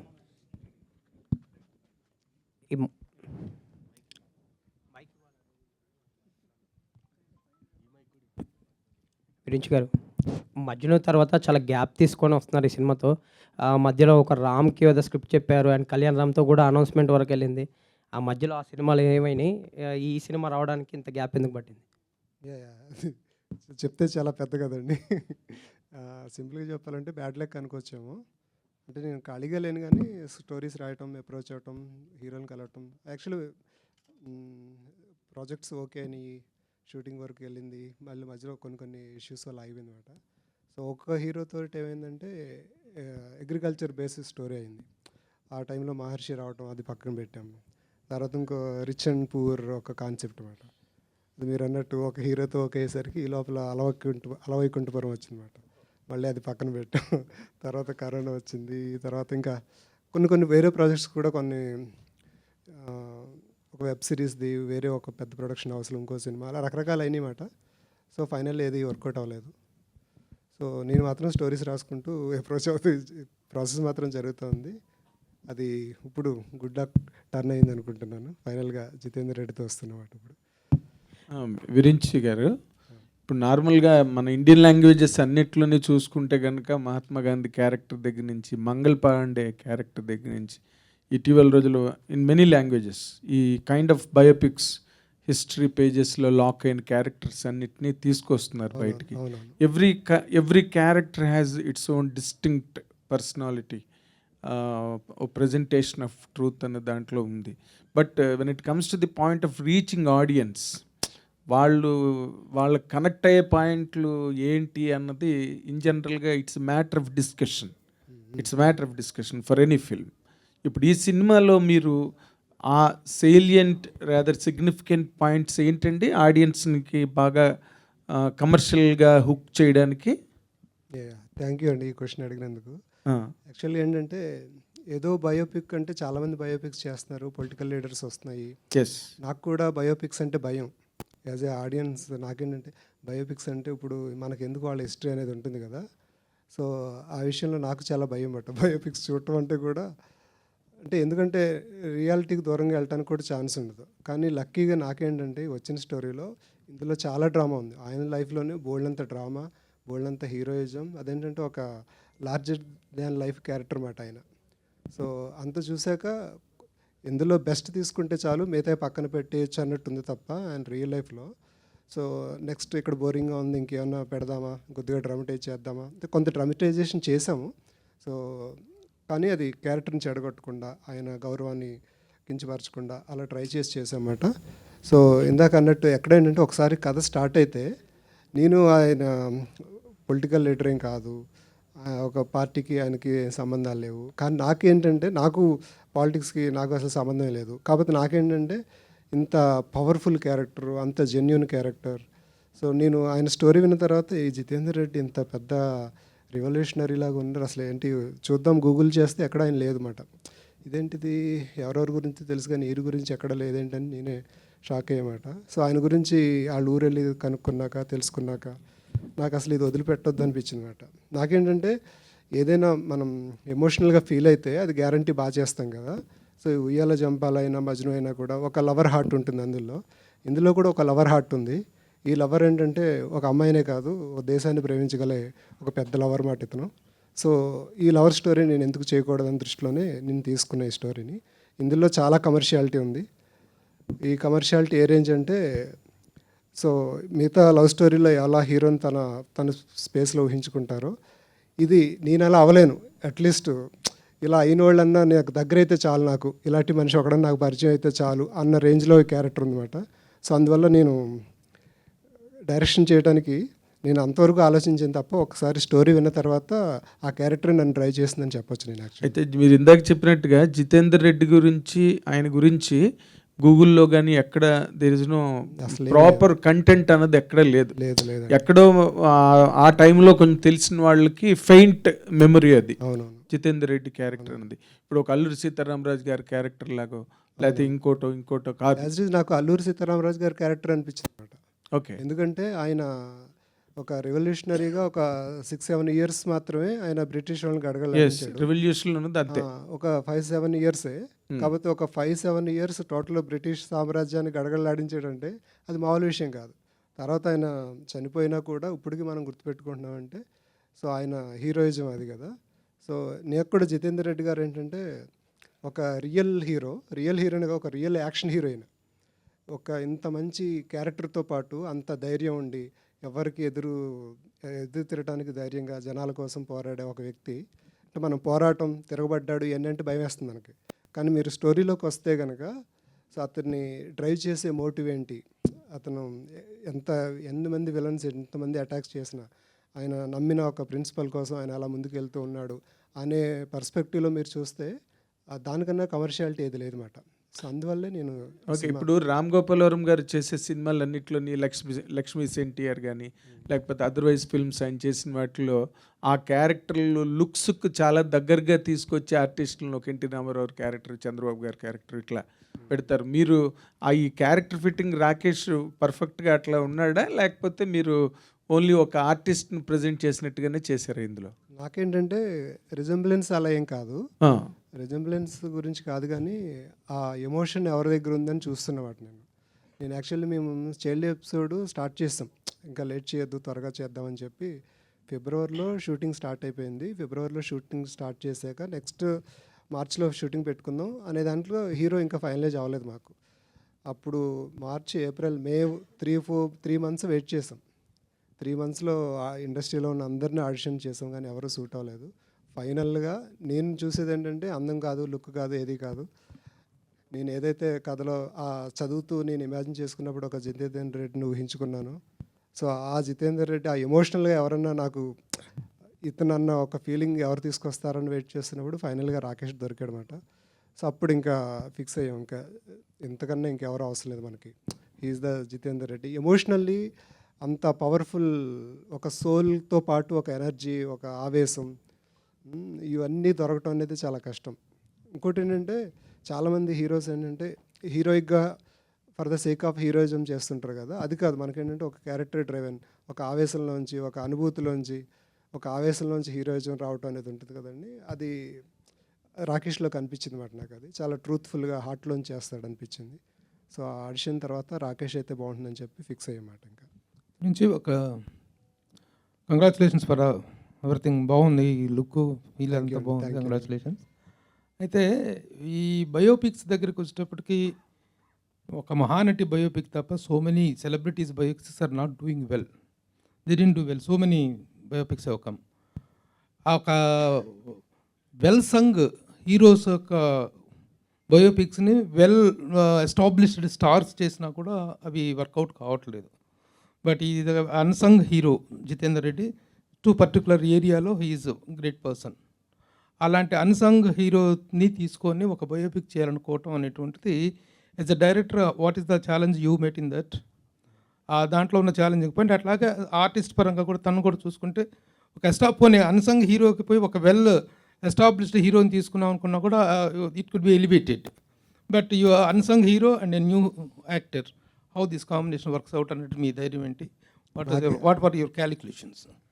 నాకు క్యాలిక్యులేషన్స్ ఏమి లేవు సార్. యాక్చువల్ ఏంటంటే ఈ చూసినప్పుడు ఆ కథ విన్నప్పుడు నేను ఇమాజిన్ చేసుకున్నప్పుడు ఒక రేంజ్ ఇంత ఇన్స్పిరేషనల్ క్యారెక్టర్ ఎక్కడ అన్స్టాపబుల్ క్యారెక్టర్ అయినా, సో ఇలాంటి క్యారెక్టర్ది నేను చేస్తున్నప్పుడు మీరు అన్నారు కదా బయోపిక్ చేస్తున్నప్పుడు, అసలు బయోపిక్ లాగా నేను ఎప్పుడు ఫీల్ అవ్వలేదు అనమాట. బయోపిక్ లాగా నేను అంటే నేను వెళ్ళే వరకు బయోపిక్ అని భయపడితే వెళ్ళాను, కానీ వెళ్ళిన తర్వాత నా దృష్టిలో ఇది ఇప్పటికీ బయోపిక్ కాదు. ఆడియన్స్ కూడా ఇది ఒక బయోపిక్ అని దృష్టిలో చూడాల్సిన అవసరం లేదు. ఎందుకంటే ఇది బయోపిక్లో ఉన్న లిమిటేషన్స్ ఏమి దీంట్లో లేవు. అంత డ్రామా ఉంది. ఒకసారి కథ మొదలైన తర్వాత ఇది బయోపిక్ ఇంకొకళ్ళ పిక్ ఇందులో ఏమన్నా, ఇప్పుడు ఆయన ఉన్నారు, ఆయనకి ఏంటంటే వాళ్ళ బ్రదర్ గురించి చెప్పుకోవాలని ఒక తపన ఉంది. రాకేష్కి ఏంటంటే ఈ క్యారెక్టర్ని బాగా చేయాలని ఒక తపన ఉంటుంది. నాకేంటంటే ఈ క్యారెక్టర్ నేను ఇంత ఎనర్జీ ఉంది, ఎంత ఎనర్జీని అలా ఎక్స్ప్రెస్ చేయగలను అనేది ఉంది తప్ప ఇది బయోపిక్ కదా చూస్తారా చూడరా లేకపోతే నేను ట్యాకిల్ చేయగలనా హ్యాండిల్ ఈ క్వశ్చన్స్ ఏమి లేవండి. ఎందుకంటే అందులో ఆల్రెడీ కమర్షియాలిటీ ఉంది. ఆయన జెన్యున్గా ఒక కాజ్ కోసం పోరాడుతున్నాడు కదా, సో అందులో ఫుల్ ఎనర్జీ ఉందన్నమాట. సో ఆ ఎనర్జీయే మా అందరిని నడిపించింది అనుకుంటున్నాను. సో ఆ విధంగా ఇది అసలు బయోపిక్గా నేను ఎప్పుడూ ఫీల్ అవ్వలేదు. చాలా కమర్షియల్గా ఉంది సినిమా అంతా కూడా. అలాగే యాజ్ ఫార్ యాజ్ ఎవరు ఫస్ట్ ఫిలిం ఉయ్యాల జంపాల కానీ మజ్ను కానీ చూస్తే ఆ జంపాల ఉయ్యాల ఆ స్వింగ్స్ ఇంకా మర్చిపోలేదు, sweet swings of that film. You're very sensible director as far as those films are concern and your taking part, your taking style అండి. దీంట్లోకి వచ్చేటప్పటికి you need to put yourself strong as far as the emotions are concern, ముఖ్యంగా action emotions అవి చేయటం. ఒక డైరెక్టర్కి ఒక genre నుంచి ఇంకొక ఇలాంటి ఒక ఆల్ టుగెదర్ డిఫరెంట్ జోనర్లోకి జంప్ అవుట్ ఆల్ టుగెదర్ ఇదో పారాషూట్ అవ్వటం అనేటువంటిది. How you felt and how you handle it అంటే, how you transformed yourself అంటే ఏం చెప్తారు? యాక్చువల్లీ అది నాకు ఈ సినిమా ద్వారా గ్రేట్ ఎక్స్పీరియన్స్ అండి. అలాంటి ఛాన్స్ నాకు వచ్చినందుకు చాలా లక్కీగా ఫీల్ అవుతున్నాను నేను. ఎందుకంటే డిఫరెంట్ జానర్స్ అందరికీ త్వరగా రావు, ఎక్స్పెరిమెంటల్గా ఫీల్ అయ్యి చాలామంది భయపడి వెళ్ళరు, కానీ లక్కీగా నాకు ఆ ఛాన్స్ వచ్చింది. అంటే ఇంత మంచి ఎమోషనల్ స్టోరీ తీసుకుని ఒక లవ్ స్టోరీ డైరెక్టర్ దగ్గరికి వీళ్ళు వచ్చారు. కానీ నాకేంటంటే అది ఒక గ్రేట్ ఆపర్చునిటీ మాట నాకు. సో మీరు అన్నారు కదా ఎమోషన్ కదా అని చెప్పి, ఇప్పుడు ఉయ్యాల జంపాల్లో చూస్తే అందులో కూడా కొద్దిగా కన్నీళ్ళు వస్తాయి ఎక్కడో చోట. మజ్నులో కూడా ఒక మంచి ఎమోషన్ ఉంటుంది. సో ఇందులో కూడా ఏంటంటే ఎవరైనా ఒక ట్రూత్ఫుల్గా ఒక పర్సన్ ఉంటే, నేను ఆ క్యారెక్టర్ని ట్రూత్ఫుల్గా నేను బిలీవ్ చేస్తే, అది నేను కరెక్ట్గా పోర్ట్రే చేయగలిగితే అది ఆ ఎమోషన్ అందరికీ వస్తుంది అనేదే నా ఫీలింగ్ మాట ఫైనల్గా. సో నేను అది సక్సెస్ఫుల్గా హ్యాండిల్ చేశాను అనుకుంటున్నాను. సో నాకు బేసిక్గా ఒకప్పుడు శ్రీశ్రీ గారి మహాప్రస్థానం బుక్ ఉంటుందండి. అందులో ఒకటి ఉంటుందన్నమాట. అంటే ఒక పక్కన గుండెల్లో అగ్నిగోళాలు మండిపోతుంటే కళ్ళల్లో మాత్రం కన్నీళ్ళు రాలిపోతుంటాయి అన్నమాట. అంటే ఉడికే రక్తాన్ని కార్చే కన్నీళ్ళని కలిపి ఒక కొత్త టానిక్ చేశాడు నవతారం కోసం శ్రీశ్రీ అని చెప్పి చలంగా రాస్తారు. అంటే ఒక పక్కన ఒక భావోద్వేగం వచ్చేస్తుంది, చంపేయాలన్నంత కోపం వచ్చేస్తుంది, ఇంకో పక్కన జరిగిన అన్యాయానికి కళ్ళలోంచి నీళ్ళు వచ్చేస్తాయన్నమాట. అంటే అంత గ్రేట్ ఎమోషన్ చాలా స్టోరీస్లో దొరకవు. ఉంటే హీరోయిజం ఉంటుంది, లేకపోతే కష్టాలు కన్నీళ్ళు ఉంటాయి, కానీ కన్నీళ్ళలోంచి ఒక వ్యక్తి ఎదిగి అందరి కన్నీళ్ళు తుడవటానికి ఒక హీరో ఎలాగా ఒక range extra larger than life character ఎలా అయ్యాడనే ఒక జర్నీ ఉంది కదండి. సో ఆ క్యారెక్టర్ ఏదైతే నేను మహాప్రస్థానం చదువుతున్నప్పుడు అది ఫీల్ అయ్యానో అలాంటి క్యారెక్టర్ నాకు కనిపించింది మాట ఇందులో. అందులో నేను ఇంకా అందువల్లే నాకు సెకండ్ థాట్స్ ఏం లేవు. ఓకే, విరించి గారు, నాగార్జున గారు పరిచయం చేసిన ఒక డైరెక్టర్ తర్వాత ఇమ్మీడియట్గా మంచి ఫామ్లో ఉన్న స్టార్ హీరో నాని చేసిన మజ్ను, ఇంత పెద్ద బ్యానర్స్తోని పరిచయమైన మీరు ఇంత గ్యాప్ రావడం అనేది నాకు తెలిసి 2 మంచి సక్సెస్ఫుల్ ఫిలిమ్స్ తర్వాత ఒక డైరెక్టర్ 7 ఏళ్ళు ఖాళీగా ఉండడం అనేది నాకు తెలిసి first time. At the same time యూట్యూబ్లో కానీ వికీపీడియాలో కానీ ఎక్కడా దొరకని ఒక అన్సంగ్ స్టోరీని history needs to be told ఇప్పుడు ఎందుకు చెప్పాల్సి వస్తుంది, ఎవరి కోసం చెప్పాల్సి వస్తుంది? 2 క్వశ్చన్స్ ఉన్నాయి ఇందులో. అది ఎవరి కోసం ఇప్పుడు ఎందుకు అనేది క్వశ్చన్స్ నాకు తెలియదు. అంటే నేను ఆ టైంలో ఏదో ఒక సినిమా చేద్దామని చెప్పి నేను అందరినీ చెప్పాను కదా, ఒక సిరీస్ ఆఫ్ అన్ఫార్చునేట్ ఈవెంట్స్ జరుగుతున్నాయి. సో ఆ టైంలో ఈ కథ వినేసరికి నాకు వదలాలనిపించలేదు. సో వాళ్ళు అన్నారు కదా చాలామంది దగ్గరికి ట్రై చేసాం స్టోరీ అది ఇది అని చెప్పి. సో ఆ టైంలో నాకు ఈ స్టోరీ వచ్చే కొద్దీ నేను కనెక్ట్ అయిపోయాను. నాకు వదలనిపించలేదు. ఇది ఒక 1.5 ఇయర్ బ్యాక్ నా దగ్గర స్టోరీ రావటం, నేను ఇమీడియట్గా చేయాలని చెప్పి డిసైడ్ అవ్వటం, దాని తర్వాత దాని గురించి వర్కౌట్ చేయటం ఇదంతా ఉంది. సో అది అలా జరిగింది అంతే. నాకేంటంటే నేను ఎమోషన్గా కనెక్ట్ అయ్యాను. ఆ ఎమోషన్ నేను జనాలకు తీసుకెళ్ళి వాళ్ళతో కూడా ఎమోషన్ ఫీల్ చేయగలిగితే నేను సక్సెస్ అయినట్టు. సో అంతకన్నా ఇంకేం లేదండి. రాకేష్ గారు, ఇప్పుడు మీరు 2 సినిమాలను వదిలేసుకుని ఎమోషనల్ కనెక్ట్ చేసి మీరు చేయగలిగినంత క్యారెక్టర్ ఉందా అందులో? డెఫినెట్గా ఉందండి. అంటే అదే సార్, నేను 2 సినిమాలో ఆపేయాలి అండ్ ఆల్సో మన డబ్బులు కూడా కదా, సో పెద్ద స్టేక్స్ అది. సో ఎప్పుడైతే స్టోరీ విన్నానో ఆ క్యారెక్టర్కే కనెక్ట్ అవుతున్నామండి అందరూ. ఇప్పుడు నేను తీసుకోండి, విరించి తీసుకోండి, రవిప్రకాష్ గారు, ఇంకా వేరే ఏ టెక్నీషియన్స్ మీరు అడిగినా జితేందర్ రెడ్డి గారి క్యారెక్టర్కే కనెక్ట్ అవుతారు. అది ఎలా కనెక్ట్ అయ్యారో అనేది ఎవరికి తెలియదు అసలు. ఎందుకంటే ఆ టైంలో నేను అసలు ఇంపాసిబుల్ చేయకూడదని వచ్చినోడిని ఆ క్యారెక్టర్ ఏం మార్చేసింది. సో ప్రాబ్లీ ఆ క్యారెక్టర్లో ఉన్న బ్యూటీయో మ్యాజిక్ అది. ఇప్పుడు బాహుబలి సినిమాలో మీరు ఒక చిన్న సీన్తోనే ప్రపంచం అందరూ గుర్తుపెట్టుకున్నారు రాకేష్ వారి అనే పేరుతోని. ఇప్పుడు దాని తర్వాత మీరు ఎవరికి చెప్పొద్దని ఒక మంచి సినిమా చేసినా సరే దానికి అంత అప్లాజ్ అంటే కంపేర్ టు ది మీరు ఆ సీన్లో చేసిన రాకేష్ వారి క్యారెక్టర్కి వచ్చినంత రాలేదు. దీని ద్వారా మీరు స్టేబుల్గా నిలబడిపోతాను జితేందర్ రెడ్డి క్యారెక్టర్తో అనుకుంటున్నారా? కాన్ఫిడెంట్గా ఉన్నా అండి. ఎందుకంటే క్యారెక్టర్లో అంత పవర్ ఉంది, అంటే రేంజ్ ఉంటుంది కదండి యాక్టింగ్లో. ఇప్పుడు ఎవరికి చెప్పొద్దు అనే క్యారెక్టర్లో అంత రేంజ్ లేదు. సో ఇప్పుడు రాజమౌళి గారు బాహుబలి తీసుకున్నా, దాంట్లో రేంజ్ ఉంది యాక్టింగ్ పర్ఫార్మెన్స్ చేయటం. దీంట్లో ఆ రేంజ్ ఆఫ్ యాక్టింగ్ చూపెడటానికి ఆపర్చునిటీ ఉంది. ఇప్పుడు దానికి నేను ఒక రకంగా కూడా ప్రాబ్లీ అట్రాక్ట్ అయ్యి ఉండొచ్చు. రవీందర్ రెడ్డి గారు, అంటే ఇది రియల్ స్టోరీయే, రియల్ సంబంధించిన అంటే 1980స్కి ఆ టైంలో జరిగినటువంటి ఒక ఇన్సిడెంట్. అది తెలంగాణకు సంబంధించినటువంటిది. అంటే అప్పుడు ఇంపాక్ట్ ఉండేటువంటి ఆ స్టోరీ ఇప్పుడున్నట్టు పరిస్థితులకి ఇప్పుడు తీసుకొస్తున్నారు కదా. సో ఇప్పుడు మొత్తం కూడా మారిపోయింది, జనరేషన్ మారింది, ఉన్న సిచ్యువేషన్స్ అన్నీ మారిపోయాయి. ఇప్పుడు ఎంతవరకు ఆడియన్స్కి ఇది రీచ్ అవుతుంది అనుకుంటున్నారు? అంటే మీరు ఒక బ్రదర్గా మీ బ్రదర్ పైన తీసుకోవడం అదొక మీకు అనిపించవచ్చు, కాకపోతే రిసీవింగ్ ఎలా ఉంటుంది అనుకుంటున్నారు అసలు మీరు? ఆడియన్స్కి ఎంతవరకు రీచ్ అవుతుంది అనేది మేము చెప్పలేం. మాకంటే ఎక్కువ నాకు తెలిసి మీకే ఎక్కువ ఐడియా ఉంటుంది. బట్ ఏంటంటే జితేందర్ రెడ్డి గారు ఆ క్యారెక్టర్ అది మనము 1980లో జరిగినటువంటి 80 to 87 బేసిక్గా 7-8 years స్టోరీ అది. ఆ టైంలో జితేందర్ రెడ్డి గారు వారి హిస్టరీ, వారి చరిత్రలో జరిగినటువంటి కొన్ని సంఘటనలు అన్నీ చూపించలేము, కానీ కొన్ని అట్లీస్ట్ కొన్ని సంఘటనలను ఇప్పుడు జనరేషన్కు చెప్పాలి. చరిత్రను కొంతమందిని మనం మర్చిపోకూడదు, మనము వాళ్ళ చరిత్ర మరుగున పడకూడదు. ఈ తరానికి అది తెలియజేయాలనే ఒక ఉద్దేశంతో దాన్ని తీయడం జరిగింది. అందుకే బెస్ట్ డైరెక్టర్ కావచ్చు, ఒక కెమెరామెన్ కావచ్చు, మ్యూజిక్ గోపి సుందర్ కావచ్చు, అంటే ఒక బెస్ట్ టీంని పెట్టుకొని మేము వర్కౌట్ చేసాం. ఆడియన్స్ ఆదరిస్తారనే ఒక నమ్మకంతోనే, ఆ ఉద్దేశంతో మేము ఈ సినిమాను తీయడం జరిగింది. ఆదరిస్తారని చెప్పి మాకు ఇప్పటికీ మూవీ కంప్లీట్ అయింది.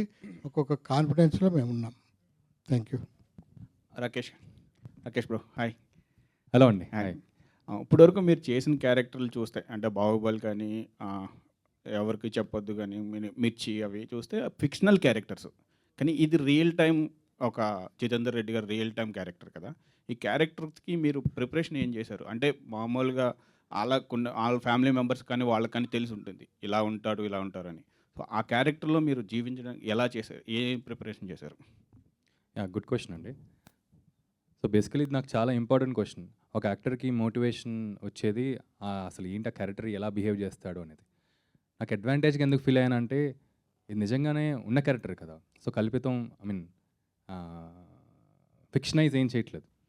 సో సో నాకు ఇంకా ఈజీ అయిపోయింది. ఇప్పుడు రవీందర్ గారితో మాట్లాడి అసలు ఆయన బిహేవియర్ ఎలా ఉండేది, ఫర్ ఎగ్జాంపుల్ ఆయన ఎలా కూర్చుంటారు, ఎలా నడుస్తారు, ఎలా మాట్లాడతారు, ఫ్రెండ్స్తో ఉన్నప్పుడు అసలు ఆయన జోవియల్గా ఉంటారా, వింటారా, ఎక్కువ మాట్లాడతారా.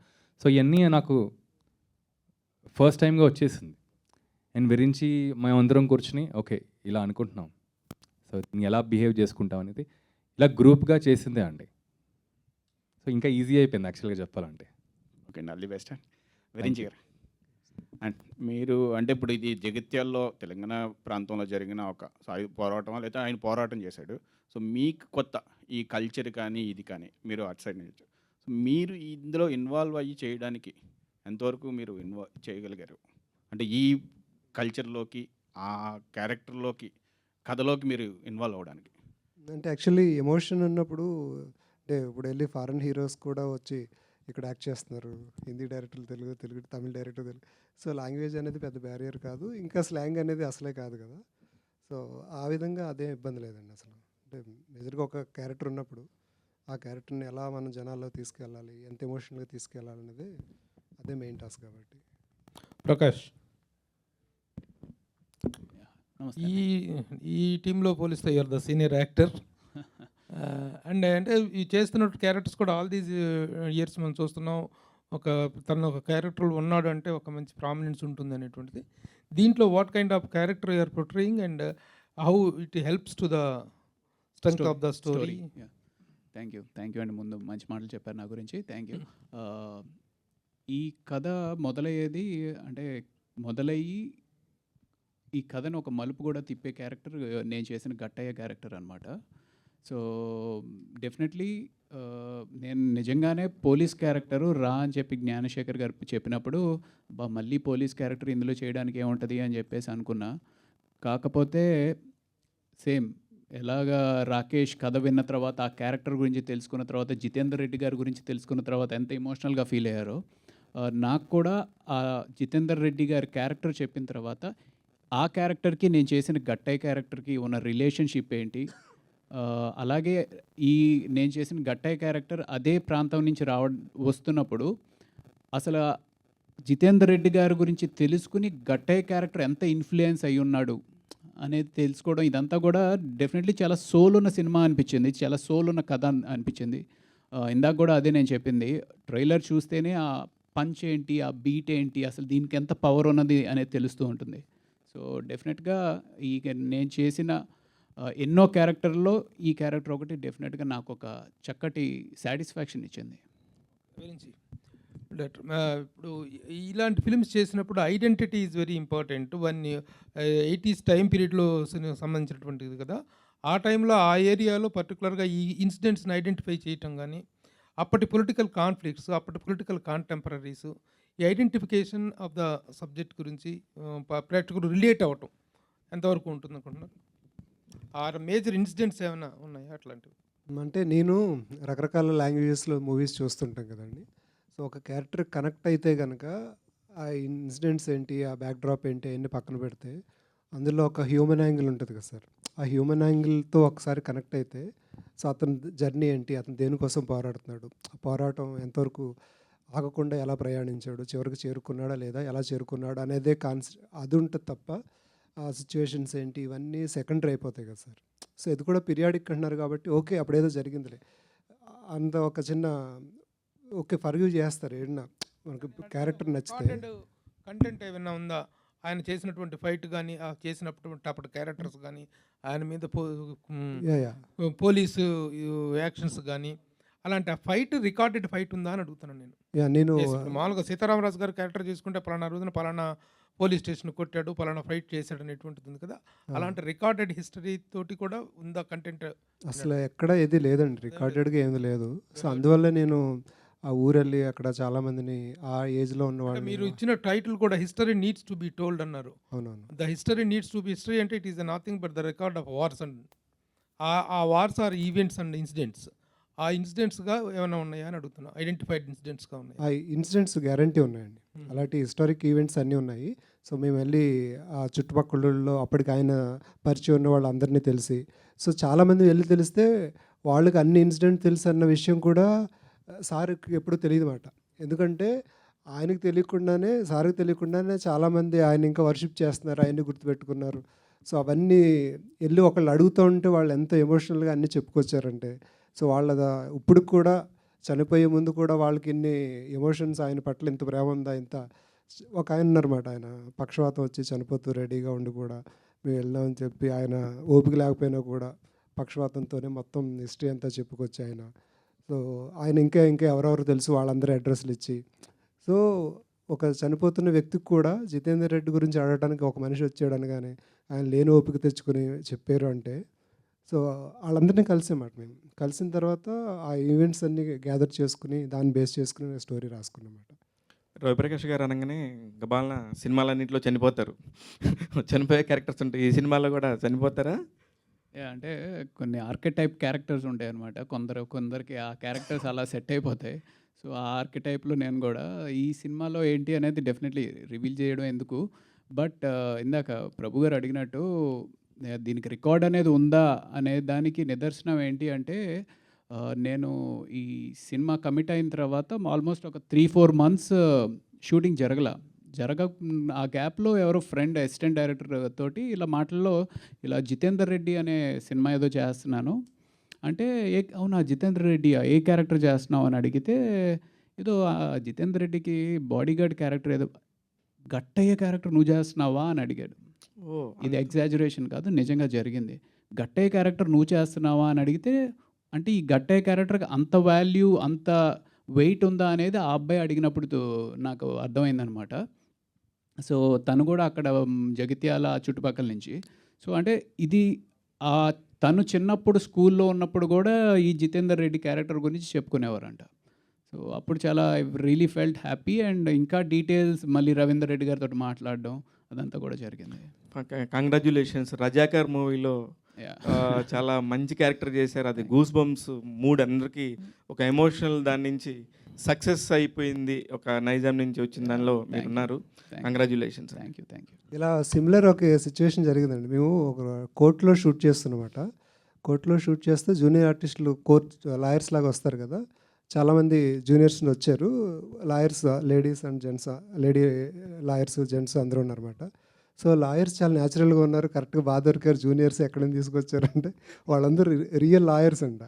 ఎందుకు వచ్చారు, ఇంతమంది ఎందుకు వచ్చారు మన షూటింగ్ అంటే, వాళ్ళు జితేందర్ రెడ్డి ఒకప్పుడు లా చదువుకున్న కాలేజీలో వీళ్ళు ఇప్పుడు చదువుకుంటున్నారంట. ఆయన మీద ఉన్న గౌరవంతో వీళ్ళందరూ కాలేజీకి ఇప్పుడు లాయర్స్ అయిపోయారు. షూటింగ్ జరుగుతుందని తెలిసి వచ్చి జూనియర్ ఆర్టిస్ట్ లాగా వాళ్ళ డ్రెస్సులు వేసుకొచ్చి జూనియర్ ఆర్టిస్ట్ లాగా యాక్ట్ చేశారన్నమాట. సో వాళ్ళకున్న రెస్పెక్ట్ ఆయన పైన. సో ఇవన్నీ చూస్తుంటే ఆల్రెడీ విన్నప్పుడే మేము ఒక ఎగ్జైట్మెంట్ ఉంది. సో ఇవన్నీ జరుగుతుంటే కూడా మాకు సో ఆ ఎనర్జీ ఇచ్చిందన్నమాట. అది రవీందర్ రెడ్డి గారు ఎన్టీఆర్ గారు, వాజ్పేయి గారు టైంలో జరిగిన ఇన్సిడెంట్స్ ఏమన్నా ఉన్నాయా? దీని పొలిటికల్ యాంగిల్ కూడా ఉందని అంటున్నారా, నిజమేనా? పొలిటికల్ యాంగిల్ ఏం లేదండి మూవీలో. ఆయన అప్పుడున్న రాజకీయ పార్టీ ఇప్పుడు లేదు, ఇప్పుడున్న రాజకీయ పార్టీ అప్పుడు లేదు. ఇప్పుడు 1980-85 మధ్యలో జరిగిన ఇది. దాంట్లో పొలిటికల్ అనేది మూవీలో ఒక చిన్న పార్ట్. దాంట్లో పొలిటికల్ పార్టీకి సంబంధం లేదు. పార్టీకి సంబంధం లేకుండా అతని లైఫ్లో పాలిటిక్స్ అనేది ఒక చిన్న పార్ట్ మాత్రమే. అది కొంత వరకే ఉంటుంది. మిగిలిన స్టోరీ అంతా అంటే యాక్చువల్గా అతన్ని బేసిక్గా ఈ మూవీ అతని లైఫ్లో జరిగిన ఇన్సిడెంట్స్లో ఈ పాలిటిక్స్ అనేది చాలా చిన్న పార్టు. దానికి పెద్ద ఇంపార్టెన్స్ ఏం లేదు. నాకు తెలిసి అప్పుడున్న పొలిటికల్ పార్టీస్ కూడా ఇప్పుడు లేవు. కాబట్టి అది పెద్దగా ఇప్పుడు పొలిటికల్ ఇప్పుడు ఎలక్షన్స్ ఉన్నాయి, దాని ముందు రిలీజ్ చేస్తున్నాము, ఇటువంటి వాటికి దీనికి ఏం సంబంధం లేదండి. ఓకే, మీ బ్రదర్ని చూసుకోవడానికి సినిమా చేస్తున్నా అన్నారు. ఈ రష్ చూసిన తర్వాత మీ బ్రదర్ కనిపించాడా? ఎంతవరకు రియలిస్టిక్గా తీశారు మీరు బ్రదర్ లాగా, ఎంతవరకు కల్పితం చేశారనుకుంటున్నాను మీరు? నేను సాటిస్ఫై అయ్యానండి. చాలా వరకు చాలా ఇన్సిడెంట్లు రియల్గా జరిగిన ఇన్సిడెంట్లే. కాకపోతే మీరు ఇందాక బయోపిక్ అన్నారు. బయోపిక్ అంటే రియల్గా ఇన్సిడెంట్ ఇన్సిడెంట్సే కానీ దాని బయోపిక్ అన్న. ఇప్పుడు అల్లూరి సీతారామరాజు సినిమా కృష్ణది అల్లూరి సీతారామరాజు సినిమా ఎట్లా తీసామో ఇది కూడా అంతే అనుకోవచ్చు. అది బయోపిక్ అనుకుంటే ఇది కూడా బయోపిక్, అట్లనే ఉంటాయి, అన్నీ ఉంటాయి సినిమాలో. అట్లా తీశారు. కాకపోతే రియల్ ఇన్సిడెంట్కు చాలా దగ్గరలో, అంటే నేనైతే 100% సాటిస్ఫై అయ్యాను. చాలా అంటే ఈ తీసిన ఈ సీన్స్ గురించి కంటే కూడా అతన్ని కొన్ని అనేక సంఘటనలు లైఫ్లో జరిగినాయి చూపించలేకపోయాను అనేది ఒక నాకు ఉందే తప్ప ఓకే, తీసినంత వరకు 100% సాటిస్ఫై ఉన్నాను. ఓకే. అయితే జితేందర్ రెడ్డి గారి హిస్టరీ చాలా వరకు తెలియదు, ఎవరికి తెలియదు, చాలా వరకు కదా అసలు తెలియదు. బట్ జితేందర్ రెడ్డి గారు ఎంతకాలం జీవించారు, ఏ వయసులో చనిపోయారు? ఫ్యామిలీ ఉందా, పెళ్ళయిందా, ఫ్యామిలీ ఉందా? లేదండి, పెళ్ళి అవ్వలేదు. తను 27 ఇయర్స్ ఏజ్లో చనిపోయారండి. తను అంటే జగిత్యాల ఏరియా వచ్చి జగిత్యాల, కరీంనగర్, ఒకప్పటి కరీంనగర్ జిల్లా, ఇప్పుడు జగిత్యాల కూడా జిల్లా అయింది. కరీంనగర్, జగిత్యాల, గోదావరి కానీ, మంచిర్యాల, వరంగల్ ఆ ఏరియాస్ అంతా కూడా జితేందర్ రెడ్డి పేరు అందరికీ తెలుసు, చాలామందికి తెలుసు. ఇప్పుడు జనరేషన్ 35 ఇయర్స్ గ్యాప్ వచ్చింది కాబట్టి తను ఎవరు అని చెప్తే గుర్తుపడతారు ఇప్పటికీ. Okay, thank you. స్టూడెంట్ లీడర్గా, ఆ తర్వాత ఒక కొన్ని ఇన్సిడెంట్స్, కొన్ని సమాజంలో జరుగుతున్న కొన్ని సాంఘిక కార్యక్రమాలు అంటారు కదా, అటువంటి సోషల్ ఎలిమెంట్స్ మీద తను ఫైట్ చేయడం తర్వాత అది లైఫ్, అంటే తను స్టూడెంట్ లైఫ్ నుండి స్టార్ట్ అవుతుంది. అక్కడ నుండి తను లైఫ్లో ఒక్కొక్క ప్రతి దాని మీద ప్రతి సమస్యకు అతను ఏ రకంగా పోరాటం చేసిండు అనేది ఈ మూవీలో. ఏమండి చంపేశారండి, చెప్తానండి. విరించి గారు యాక్చువల్గా మీరు ఇంతకుముందు ఇక్కడ సార్ ఇంతకుముందు మీరు చేసిన ఫస్ట్ ఉయ్యాల జంపాల, తర్వాత మజ్ను, ఈ రెండు ఏంటంటే ఒక చిన్న rom com kind of things ఉంటాయి, ఎమోషన్స్ ఉన్నా కూడా. బట్ కాకపోతే ఈ సినిమాకి వచ్చేసరికి ఏంటంటే టోటల్గా ఒక డిఫరెంట్ జోనర్. ఇప్పుడు ఆర్టిస్టులు ఎలా అయితే ఒక సినిమాతో హిట్ అయిన తర్వాత వాళ్ళని టైప్ క్యాస్ట్ చేసి అలాంటి క్యారెక్టర్సే వస్తాయో, డైరెక్టర్స్ కూడా అలాంటి ఒక ఇది ఉంటుంది కదా. అంటే ఈ జితేందర్ రెడ్డితో మీరు వేరే కైండ్ ఆఫ్ సినిమా కూడా చేయొచ్చని ప్రూవ్ చేసుకోవడానికి కూడా ఒక కారణం మీరు యాక్సెప్ట్ చేయడానికి, లేదంటే ఓన్లీ జితేందర్ రెడ్డిలో ఉన్న ఆ సోలే మిమ్మల్ని నడిపించింది ఈ సినిమాకి? అంటే ఎప్పుడు ఒకేలాంటి సినిమాలు చేయడం మనకు కూడా బోరింగ్గా ఉంటుంది. నేను రాసుకున్న స్టోరీస్ కూడా డిఫరెంట్ జానర్స్ ఉన్నాయన్నమాట. నాకు డ్రామా చాలా ఇష్టం. అది ఎనీ జానర్ ఉన్నా కూడా అందులో డ్రామా ఉంటే కనుక, ఇప్పుడు డ్రామాతో పాటు ఒక సైంటిఫిక్ ఫిల్మ్ ఉందనుకోండి, అది కూడా చాలా ఇంట్రెస్టింగ్. డ్రామాతో ఒక హారర్ ఉంటుంది, అది బాగుంటుంది. డ్రామాతో ఒక ఇంకేదైనా ఫ్యాంటసీ అవ్వచ్చు, ఇంకేమన్నా అవ్వచ్చు. అలాగే డ్రామా ఉన్నప్పుడు ఏదైనా కూడా నాకు ఇంట్రెస్ట్ అన్నమాట. సో ఇందులో ఇది యాక్షన్ డ్రామా. సో ఆ విధంగా నేను కనెక్టెడ్. ఇంకోటి ప్రూవ్ చేయడం కోసం సినిమాలు చేస్తే అది కరెక్ట్ కాదు. మనకి ఎమోషనల్గా ఏం చెప్పగలం అనేది అది ఇంపార్టెంట్ కదా. అంటే మన ఎబిలిటీ ఉంటుంది, బట్ అది రేపొద్దున ఒక స్టార్ హీరో దగ్గరికి వెళ్ళి చెప్పాలన్నప్పుడు ఇంతకుముందు మీరు చేసిన సినిమాలు చూస్తారు ఆటోమేటిక్గా. ఇవాళ జంపాలు ఇవే కనపడింది అనుకోండి, మీరు పెద్ద యాక్షన్ సినిమా చేస్తారంటే నమ్మకపోవచ్చు. బట్ అలాంటిది కూడా ఒక ప్రూవ్, అంటే మనకు ఒక ట్రాక్ రికార్డ్ ఉండాలంటే ఇలాంటివి కూడా నేను ఏదైనా చేయగలని చెప్పుకోవడం అనేది కూడా ఒక ఇంపార్టెంట్ కదా. సో దీంట్లో మెయిన్ ఓన్లీ యాక్షన్ డ్రామా అనేనా, లేదంటే ఆ యాంగిల్ కూడా ఏమైనా మిక్స్ అయిందా అనేది నాకు. అంటే అదన్నీ ఆఫ్టర్ ఎఫెక్ట్స్ ఏమో, అంతవరకు వెళ్ళలేదు. మేబీ అది హెల్ప్ అవ్వచ్చు తర్వాత ఫర్దర్గా వేరే హీరోస్ చెప్పడానికి. కానీ నాకున్నంత వరకు ఏంటంటే నేను అన్ని జానర్స్ ట్రై చేయాలి. నెక్స్ట్ కూడా డిఫరెంట్ జానర్స్ ఉన్నాయి, అవన్నీ ట్రై చేయాలని నాకు. సో ఛాన్స్ వచ్చినప్పుడు అవన్నీ ట్రై చేస్తాను. సో మేబీ ఇది ఒక లక్కీగా నాకు దొరికింది అనుకుంటున్నాను ఈ అవకాశం. అంటే ఇందాక మీరు చెప్తే ఏమన్నారంటే ఒక మహర్షి వచ్చింది, నేను ఫార్మర్ సబ్జెక్ట్ చేద్దాం అనుకున్నప్పుడు, అలాగే ఒక రిచ్ అండ్ పూర్ అనుకున్నప్పుడేమో ఒక అలవైకుంఠం. బట్ మన బేసిక్గా ఏంటంటే ఒక రైటర్షిప్ ఉన్నప్పుడు, మనం ఒక రైటర్ కింద ఒక స్టోరీ అనుకున్నప్పుడు ఏంటంటే అది ఒక చిన్న మనకి ఫామ్ అయినప్పుడు ఏంటంటే రైటర్స్ అసోసియేషన్ ఒకటి ఉంటుంది, మనం దాంట్లో రిజిస్టర్ చేసి నేను నెక్స్ట్ ప్రూవ్కి వెళ్తాం కదా మనం యాక్చువల్గా. మరి మీరు ఆ చిన్న కాజన్స్ అవి కూడా తీసుకోలేదు, ఎందుకంటే మీ హార్డ్ వర్క్ అంతా దాంట్లో పెట్టి అలాంటి ఒక సినిమా ఒకటి మన కళ్ళ ముందు వచ్చేసి రిలీజ్ అయిపోతే చాలా బాధ ఉంటుంది కదా మరి. అంటే ఇప్పుడు అదేమైందంటే, ఇప్పుడు మహర్షి దీనికి కొన్ని ఎలిమెంట్స్ ఉంటాయి, కానీ దానివల్ల మనం ఆ స్టోరీ మంది ఒకటే అని చెప్పలేము. ఇప్పుడు ఆ టైంలో ఏంటంటే ఇండస్ట్రీలో ఒక 7-8 మంది అగ్రికల్చర్ పైన స్టోరీస్ చేసి తీసుకెళ్తున్నారు అనమాట. ఇప్పుడేంటి ఇండస్ట్రీ అదే రైతుల కన్నా ఫార్మర్ స్టోరీస్ రాసేవాళ్ళు ఎక్కువైపోయారు అనిపించింది ఆ టైంలో నాకు. సో అది పక్కన పెట్టామాట. అలాగే రిచ్ అండ్ పూర్ స్టోరీ కూడా పూర్తిగా అలా ఉండదు. అలాంటి ఉయ్యాల జంపలో కూడా నాగ చైతన్య సినిమా ఉంది బావా, ఏం సినిమా అది, 100% లవ్. 100% లవ్ వచ్చిందని ఉయ్యాల జంపాలు కూడా చాలామంది పక్కన పెట్టేశారు ఆ టైంలో ప్రొడ్యూసర్ కూడా. అంటే బావ మరదల టాపిక్ వస్తే అంటే ఎందుకు ఇది ఇప్పుడు వద్దు అని చెప్పి పక్కన పెట్టేస్తారు కదా, అలాగే తప్ప పూర్తిగా సంబంధం ఉండదు. మళ్ళీ అవి సినిమాలు చేస్తాను నేను, కాకపోతే ఆ టైంలో వెంటనే వస్తే బాగోదు అన్నట్టు అలా ఆల్మోస్ట్ మెటీరియల్ అయ్యి షూటింగ్కి వెళ్ళే ముందు ఆగిపోవటం వల్ల అవి ఆగిపోయినాయి అన్నమాట. అది అంటే నాని గారు ఒకసారి ఏం చెప్పారంటే, విరించి అందరిలో ఇక్కడ ఉండడు, హ్యాపీగా భీమవరంలో కూర్చొని స్టోరీ రాసుకుని వస్తాడని చెప్పి అన్నారు. మరి భీమవరంలో కూర్చున్న మీకు కరీంనగర్లో ఉన్న ఆయన ఎలా స్టోరీ కనెక్ట్ లేదు చేశారు? భీమవరం లేదు, అంటే ఇక్కడే హైదరాబాదే. అంటే ఆ టైంలో అలా చెప్పారు యాక్చువల్గా అయితే. లేదు అంటే ఇక్కడే, తెలియదేమో సరిగ్గా నా గురించి. రాకేష్ గారు, అంటే ఇది విరించి వర్మ లాంటి ఒక అంటే వెల్ నోన్ డైరెక్టర్ వచ్చి చెప్పబట్టి ఓకే చేశారా, లేదంటే ఎవరు వచ్చి చెప్పినా చేసేవాళ్ళు ఈ స్టోరీ? ఫ్రాంక్గా చెప్పాలంటే విరించి దగ్గర ఇలా ఒక కథ ఉందన్నప్పుడు ఫస్ట్ ఎక్సైట్ అయ్యానండి. విరించి వర్మ తను 2 సినిమాలు ఇష్టం నాకు, కానీ కథ వినిన తర్వాత అది మారిందండి. అది చాలా సెకండరీ అయిపోయింది, కథ అనేది ముందుకు వచ్చేసింది. సో అంటే బేసిక్గా ఏంటంటే ఇంతకుముందు మీరు బాహుబలి చేసిన తర్వాత ఒక సినిమా కూడా చేశారు, అది పెద్దగా ఫేర్ చేయలేదు కదా. అంటే ఈ జితేందర్ రెడ్డి లాంటిది ఏంటంటే అందరికీ ఇప్పుడు అల్లూరి సీతారామరాజు ఈ కైండ్ అనుకోండి అందరికీ తెలిసింది కాబట్టి దాని మీద ఆల్మోస్ట్ ఒక ఇంట్రెస్ట్ క్రియేట్ అవుతుంది. బట్ జితేందర్ రెడ్డి లాంటి ఒక ఈ బయోపిక్ అనేది చాలా కొద్ది మంది మాత్రం ఒక ఏరియాకి మాత్రం తెలిసిన స్టోరీ కదా. సో దీన్ని అంత లార్జ్ స్కేల్లో చెప్పాలన్నప్పుడు దానికి మీరు ఎంత ఎఫర్ట్ పెట్టాలి, నేను ఇంత టైం కేటాయించాలన్నప్పుడు మరి మీకేం భయం అనిపించలేదా? What's next after Jithender Reddy, అది ఎంతవరకు అంటే నన్ను ఓన్ చేసుకుంటారా లేదా ఆ క్యారెక్టర్లో ఓన్ చేసుకుంటారా అనేది ఈ డిఫరెన్షియేషన్ ఏం కనిపించలేదు మీకు? ఫస్ట్లీ మీరు అడిగిన దానికి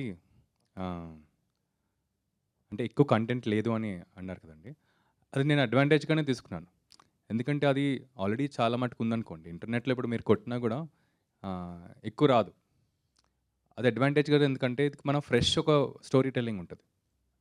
అంటే జనాలకి తెలుసు అప్పుడు జగిత్యాల వాళ్ళ చుట్టుపక్కల ప్రాంతంలో, సో అక్కడి నుంచి తీసుకుని ఒక అండ్ రవీందర్ గారికి కూడా తెలుసు కాబట్టి అది నాకు ఇంట్రెస్ట్ అనిపించింది.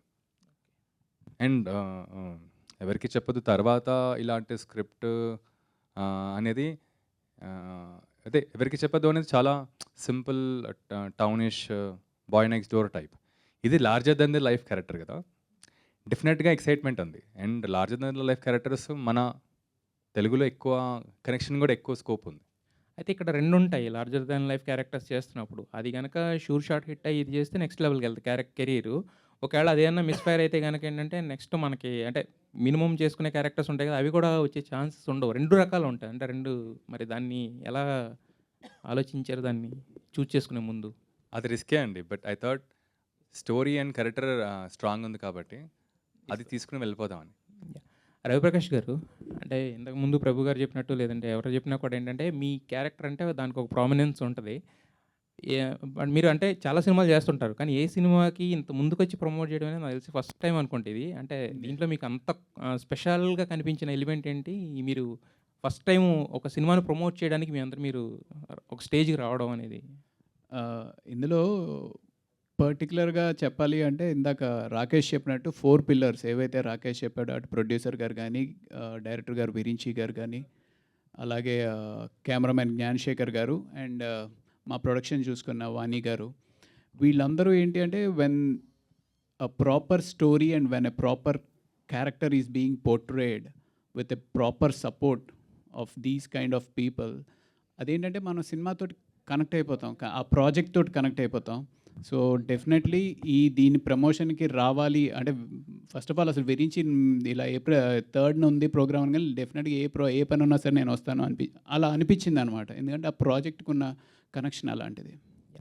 రవీందర్ రెడ్డి గారు, ఇప్పుడు మీ బ్రదర్ స్టోరీ అందరికీ చెప్పాలి అని అనుకున్నారు, అదంతా ఓకే. బట్ కాకపోతే ఏంటంటే దాని నుంచి ప్రాఫిట్స్ ఏమైనా ఆశిస్తున్నారా లేకపోతే జస్ట్ స్టోరీ తెస్తే చాలు అనుకున్నారా? స్టోరీ తెలియజేయాలనేది ఇంటెన్షన్ అండి. అన్నీ తన స్టోరీని ఇప్పుడున్న జనరేషన్కు తీసుకెళ్ళాలనేదే ఉద్దేశము. సరే ఇది డబ్బులు ఇదన్నీ కూడా అది సెకండరీ, స్టోరీ తెలియజేయడమే చాలా ఇంపార్టెంట్. రాకేష్ గారు, రాకేష్ గారు అడగండి అడగండి సరే, లాస్ట్ ఇంకా, ఈ సినిమాకు మీరే మెయిన్ ఫేసు.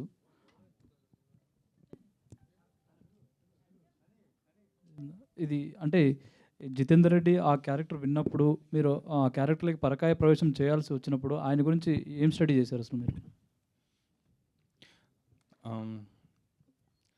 రవీందర్ గారి దగ్గర అయితే ఫుల్ ఇన్ఫర్మేషన్ ఉందండి. ఫస్ట్ అయితే నేను అక్కడికి ఇక్కడికి వెళ్ళే కన్నా ఫస్ట్ రవీందర్ గారితో అండ్ వాళ్ళ ఫ్యామిలీ మెంబర్స్తో కూర్చుని అక్కడి నుంచి స్టార్ట్ చేస్తే కరెక్ట్ అనిపించింది. సో విరించి మేమందరం కూర్చుని ఇన్ఫర్మేషన్ తెలిసిన తర్వాత అది అనుకున్నామండి, ఎలా ఎలా కూర్చుంటే బాగుంటుంది, ఎలా నుంచుంటే బాగుంటుంది, ఎలా నుంచుంటారు, నేను ఎలా మాట్లాడతారు వాళ్ళు. సో బేసిక్ హోంవర్క్ అయితే చేసాం. ఇంకా అదే. ఓకే, అంటే ఆ క్యారెక్టర్ మీరు చేస్తున్నప్పుడు అందులో హార్డ్ హీటింగ్ ఎలిమెంట్స్ ఉంటాయి కదా, అవి మీకు ఏవి ఎక్కువ నచ్చాయి? And conviction. అండ్ ఏ పని చేసినా కన్విక్షన్తో చేస్తారు. అంటే కాన్ఫిడెన్స్ అనేది ఎప్పటికీ ఉంటుంది, ఒక కన్విక్షన్తో ఉంటారు. సో అది నచ్చింది నాకు ఆయనకి ఆయనలో. ఓకే అండి, wish all the next best. Ravinder Reddy గారు, అంటే మీ బ్రదర్ స్టోరీని చెప్పడానికే మీరు ఇండస్ట్రీలోకి వచ్చారా, లేక ముందు ముందు సినిమాలు కంటిన్యూ చేస్తారా ప్రొడ్యూసర్గా? ముందు ఏం ఆలోచించలేదండి. అసలు ఈ మూవీ స్టార్ట్ అయ్యకముందు, ఈ మూవీ షూటింగ్ స్టార్ట్ చేయకముందు నేను ఎప్పుడు కూడా అసలు షూటింగ్ కూడా ఎప్పుడు చూడలేదు. అటువంటిది సరే కేవలం ఈ మూవీని తీసుకురావాలనే ఉద్దేశంతో తీసాము. సరే ఫర్దర్ తర్వాత ఏంటి అనేది ఇప్పుడైతే ప్రస్తుతానికి ఏం ఆలోచించట్లేదు. Okay, next question. రాకేష్ అన్న, మీరు ప్రభాస్ గారితో మిర్చి చేశారు అండ్ బాహుబలి చేశారు. సో ఆయనలో నుండి మీకు నచ్చిన క్వాలిటీ అంటే ఏం చెప్తారు? ప్రభాస్ అన్నయ్య బేసికలీ అందరూ అన్నయ్య అని పిలుస్తాం. నేను సింప్లిసిటీ అండ్ ఆయన ఆఫ్ స్క్రీన్ సింపుల్గా ఉన్న ఆన్ స్క్రీన్ ఏదైనా చేయగలుగుతారు, లైక్ ఒక రెబెలియస్ క్యారెక్టర్ లాగా. సో అది నాకు ఇష్టం అనమాట, ఆ transformation. Come to the point, దీని గురించి చూస్తే అంటే ఫస్ట్ ఒక సినిమాలో ఇంకా చెప్పలేము చాలా ఉంది అని అన్నారు. సో దీనికి పార్ట్ 2 ఉండొచ్చా ఏమైనా? పార్ట్ 2 అనేది ఇంకా డైరెక్టర్ చాయిస్ అండి. ప్రస్తుతానికైతే పార్ట్ 1కి అయితే ఆలోచించాం.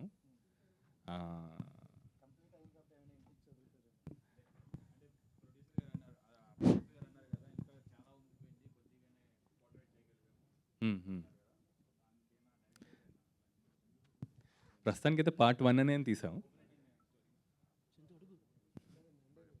ఎండ్ అయిపోయింది.